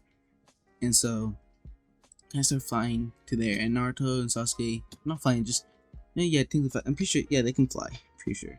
If not, then they just get there eventually. And so Naruto and Sasuke are basically surrounded by a whole bunch of Otsutsuki members, and they both have the objective to fight them, but to make sure that nobody dies, because they want to have peace with the Otsutsuki members, but in order for that, they want to assert their dominance first. So they want to at least fight them and get the king out into the front lines for them to fight and make. Yeah, so basically, Naruto and Sasuke start going start powering on, and this is what I'm giving them. When it comes to Naruto, he activates KCM9, which I explained in the last part, is basically every single tailed beast. Imagine if each tailed beast had their own tailed beast mode, or basically their own KCM mode, but it's basically every single one. Okay, let me rephrase that. Every single tailed beast has their own version of a KCM form, but it's every single one of them going from the 1 through 9 tails, and it's like layers of different chakra, and that all combines. All goes into Naruto in a way, and lets him harness the tailed beast chakra, giving him almost unlimited chakra at that point, and just giving him a lot of power. And he also has the Rinnegan that I explained that he got for Nagato last part. And Sasuke has he was basically able to get, imagine a Susanoo, like his normal Indra, I forgot what it was, his Indra Susanoo, basically that, but in a miniature version at the point where it's his own armor. It's basically surrounding him like a chakra cloak, and this armor is basically unbreakable. It's made of pure chakra, and anything that touches it basically gets disintegrated, or it just weakened, and it just basically nobody can break it. Nobody can really harm Sasuke. And he also has his 2 Rinnegan, and he can still activate the Mangekyo whenever he wants to. And so yeah, and then so as I explained, sorry, I forgot if I also said that Naruto also has his own version of Sage 6 Paths mode, which is basically, again, KCM9 with Sage 6 Path and the Rinnegan, which is really OP.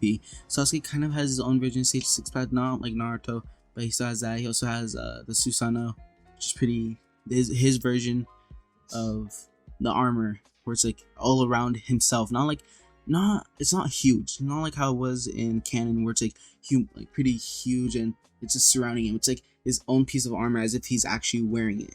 That's how I'm trying to explain it as. And so yeah, they're basically, Naruto and Sasuke versus the whole entire Otsutsuki clan is basically, imagine a massacre, but without any killing. If that makes sense. Like, it's basically the equivalent to a monster, like a giant or a titan stomping on a ladybug. That's the equivalent. But they're not killing it, they're just weakening all of them.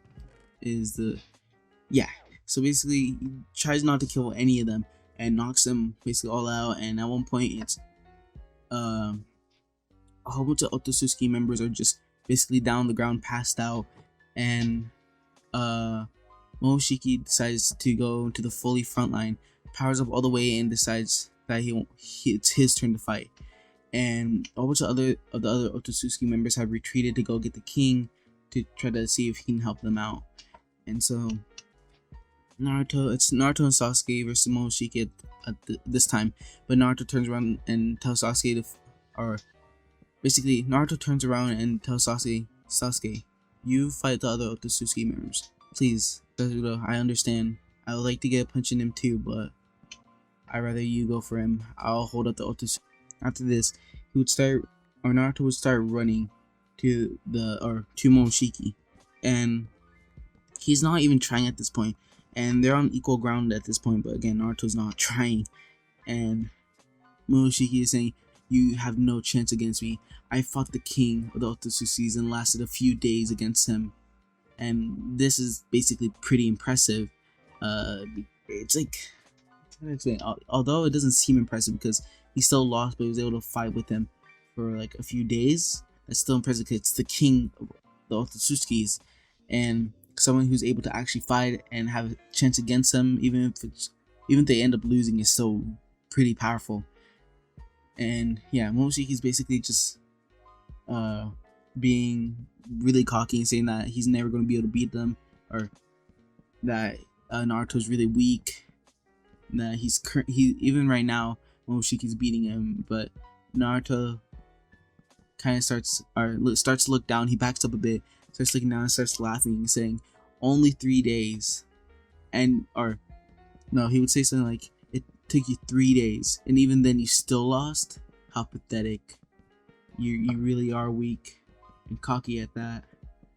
Guess you're all what was it? All bark and no bite, all talk no bite. You know what I'm talking about, the old saying." And so Naruto would then say, me and my friend over there have fought the Otsutsuki king, and we have beaten him already, or we have beaten him before with only minor injuries." And Momoshiki would look at Naruto like, "Impossible. There's no way someone like you is even able to someone beat him, or someone even stand a chance against him." But Naruto would then look down like, "Huh, you haven't even noticed? I've barely even been trying. You really are weak. You can't even sense how much power I'm using." And at that, Naruto at this point would be looking down with a smile, and at this point he'd start slowly looking up, saying, "You're so weak, so pathetic. You're the reason my whole entire family is dead. You're the whole entire reason I went through all this. All my bloodlust comes from you." And would start looking up slowly, and his eyes would be closed, and as soon as he opens them, his right eye, which is the one that he has his Rinnegan in, would, instead of being a purple color, would start just glowing like a bloodlust red. And I'm making this up, of course, because that's not going to happen. It's not the Rinnegan, it's like the actual Rinnegan, but it's just powered by a whole bunch of Naruto's bloodlust at the point where it turns red, and it looks scarily like bloody crimson red. And this even sends Momoshiki like shivers. And again, Momoshiki at this point is going full power, and Naruto was barely even trying and was holding up against him. And he starts going, and Naruto's like, this is still isn't all my power," and starts powering up even more and more, and all his bloodlust starts going into him and starts developing into power. A whole bunch of the tailed beast chakra is going into him, and Naruto would say, like, all this chakra is going, or all this is going to be so painful, and it's going to hurt you. This is the amount all the pain that you're gonna feel is all the amount of, or is nowhere near the pain that I felt because of you. And then he looks directly into his eyes, and he would say, you do not deserve to live. And he would use almighty pull, and as soon as he pulled him in, Naruto would start to, all that chakra that he basically pulled out in bloodless would start forming into a kind of Rasengan.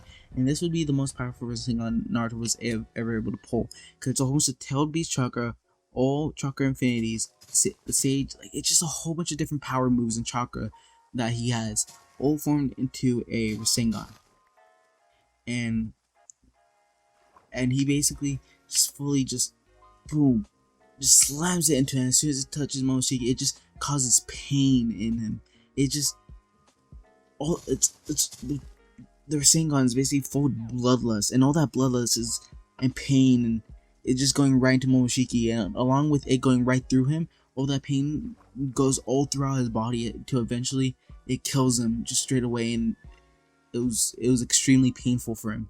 And this would just, it's the equivalent to, imagine a Razor scooter hitting your shin, but that happens all day, every day, for 1,000 years, and every single day your knee, like it never gets used to it. You just feel the pain over and over again. Imagine that exact pain times 1,000 for 1,000 days, all put into a Rasengan and going all throughout your body. That's somewhat the equivalent. Like, that's the best example I can probably give. It hurt a lot more than that, to say the least. And so this would basically kill Momoshiki almost right away. And at this point, this gave enough time for the Otsutsuki king to eventually arrive on Earth and witness Momoshiki dying. And so, even after using all that chakra, Naruto would still be up. He would still be alive. The thing that's driving it, he used a lot of energy on that just because how much hatred he had for him. But even then, there's just something driving Naruto to wanna just not pass out, basically, and to make sure that he defends the village, to make sure Hinata doesn't get hurt, to make sure Boruto doesn't get hurt, to make sure Himawari, I always forget what letter it starts with, to make sure all of them don't get hurt, make sure Sasuke, Sakura, Sarada, no one in the village gets hurt. And so yeah, Naruto would then look at the king and basically just stand straight up and start walking over to him. And as soon as he does, the king gets onto his defensive side and starts to try to fight Naruto. And Naruto is basically just, it's like a kid, like a little brother trying to beat up his older brother. That's how it looks like, kind of. And Naruto's taking his punches and everything, and it's still not affect him. And like, yeah. And he's basically also trying to talk to the king and saying that he's not gonna win, and that this seems all too familiar. This has happened before, and say, I beat you once, I can do it again, probably, or I can more likely do it again. And all throughout this, the king saying, I'm impressed. You're able to take down almost the whole entire Otsutsuki clan. And your friend over there, he's also very strong. Even by himself, he's able to take on a whole bunch of Otsutsuki members. I commend you for this. What is your name? And Naruto go, I'm Naruto Uzumaki. And he would continue fighting, and Naruto said, well, I've killed them before. Knocking them out was a lot more easier, I'll tell you that. And Sasuke King was like, what are you talking about? And they would basically continue this conversation to eventually the Otsutsuki King is beaten.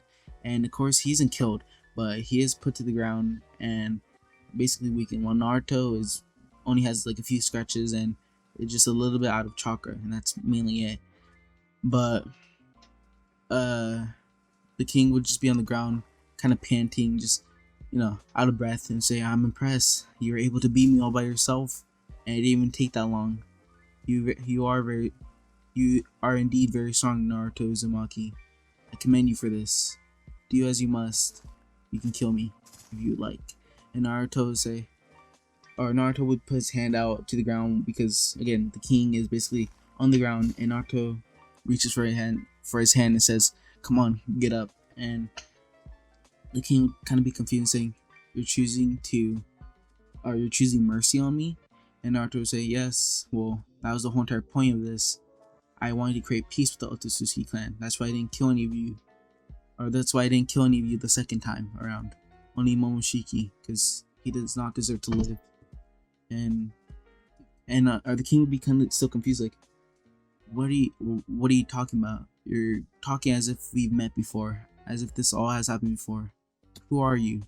Who are you really? And Naruto would say, "Here, this should explain some things." And Naruto would put his head up to the king's, or put his hand up to the king's forehead, and basically send some memories of what happened to Naruto, into the king. And hold on, let me drink some more water. Sorry, my throat's still really dry. The king would then open his eyes and say, "Ah, I see. So we do know each other, rather in a different timeline we do." And Naruto was like, "Yes, when in that timeline, when you gave me this, I can sense that there's no bloodlust in you. All you wanted was true peace after I beat you, and after you gave me this, I forgot what, basically what he gave Naruto and Sasuke was a time ring, and that was basically able to send them back in time and create a new timeline of reality." And Naruto was saying how he didn't sense any bloodlust in the king when he gave him the ring. And he can sense that the king wanted true peace among them and would rather not fight, and actually like feels bad for Naruto and sees how even through all this that he still regretted, or Naruto still regretted killing the Otsutsuki clan members and wished that there was a more peaceful resolution that they could have had. And that was back in the original timeline in like the first part that I explained. So yeah. Naruto would say, "Well, I still want there to be peace among us. I would like for the Otsutsuki members to live here in harmony with us as kind of a peace treating." And so, the Otsutsuki king would kind of start to think about it and go, that would sound nice. A peace treaty among us, among two powerful races. If people are as powerful as you, and then there's us, we can basically be unstoppable versus anything that even comes near us. And we can, and Naruto's kind of butt in and say, and we can help each other out on anything that we need. You guys, if you guys want, you guys can still live on your guys' planet. But if any of your Otsutsuki members want, they're also allowed to live, or no fights at all. And the king would think about it and go, actually he would say something like, I agree. That would be really nice to have, or for us to. Okay, I'm trying to think of something. I'm just like stuttering to think.